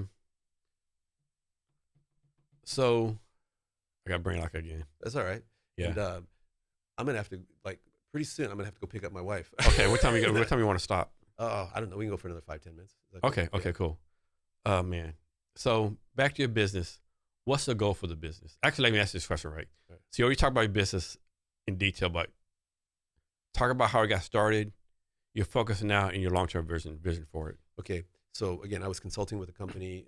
They needed help with their RFP process. I helped them optimize that process, but I also said, you've got this software that we could probably use to repurpose previously used answers. And it worked. And they went from doing like 5 RFPs in a year to 25 the next year. They said, this is awesome, and we want to see if there's a market for this. They did. They hired an independent consultant. He went out and looked at the market and said, there's some enterprise solutions out there, but there's nothing targeting SMBs. So that company, MemoQ, decided to invest a couple $1 million and in a separate entity, and they asked me to come in as the CEO and co-founder, and I did. And we started development in January of 2024. We launched our MVP in November of last year. We have a handful of customers right now. We've got a pretty amazing pipeline. I mean, we're just onboarding as fast as we can right now. And where do we go from here? We get more customers, and maybe in the next 4, 5, 6 months, we'll probably go out for our next round of funding. And where does it go from there? Because once we get the next round of funding, then we can accelerate the development. We're there. The platform is awesome. With any platform, you always have, what's next. But what we really want to accelerate is the sales and marketing activities, which means, bringing on more SDRs, sales development representatives, throwing more money at marketing, and just getting that growth curve to go like this. And then when that works is then you go out and the business gets bigger, and then you become like, okay, this is going to go. And that's what our objective is. Yeah. And I'm super excited about it. I mean, dude, it's kind of cool. Like I don't fit the prototypical startup CEO thing. I'm a bit older. I'm a non-technical founder. I do have a lot of different broad business experience that I think helps me in this role. But it's pretty exciting to build something, and and it's like 6 months, 7 months of pain because you don't know, is it going to work? It kind of works, but there's these things called bugs. And every time there's a new release and they're like, yes, and then but there's a bug, and then they fix it, and then they release the fix, and then you get everything through to your production environment, and it works, and the customer, finally you roll it out, and the customer's using it, and they're like, this is awesome. And you know how good that feels? But then you get a complaint because the customer will be like, oh, but what about this? And you're like, and so you have this, it's like an emotional roller coaster, but these ups and downs tend to, I go dampen a bit because there's this upward trajectory, and you start to take things with a grain of salt. Somebody says like, wow, this isn't working. And, a couple months ago, I'd be like freaking out, like, oh, it's like, what? This is like a 2-hour fix, right? So where we're going is bigger, better, faster. And I'm just saying, it's super exciting to build something. You build a business, and when you get customers, you feel good, right? Yes. And when your customers are happy, it's an awesome feeling, right? So I have like 20,000 questions I want to ask you now. I know you got to get out of here. So I'm going to ask you this, right? So we're both about the same age, right? How you do this, right? Like, I mean, we can't live forever. Knock on the plastic table, we might have 25, 30 years left, right? How you determine with the limited amount of life left, what to do with, what to learn, what to do, how you wrap your head around that, right? For me, it's pretty easy. Family. But at the same time, family can't be everything because my family has to have their space. Yeah. I need my space. So family, personal development, which a lot of it comes down to learning. Always be learning, be curious. And if I'm learning, I'm happy. If like I said earlier, if I do work, I'm happy. If I clean my room, that's a simplistic example. But if I'm learning something, like right now I'm learning Spanish, you know what? If I go spend an hour studying Spanish and I learn some new things, like I can tell you in Spanish, like, can you tell me what the password is? And I'm like, I just learned that yesterday. And I'm like, can you tell me what they don't call Wi-Fi, they call it Wi-Fi. And I learned that and I was like, yeah, feels good, right? So learning is good, exercise. And then it comes down to like doing things that you enjoy with people that you enjoy being around. Yeah. Dude, you could offer me billions of dollars to go. It's good option. Oh, sorry. You could offer me billions of dollars to go do a job that I hated for 5 years. And then you say, like, you're going to hate this job for 5 years, but then you got $1 billion. It's not worth it to me. No.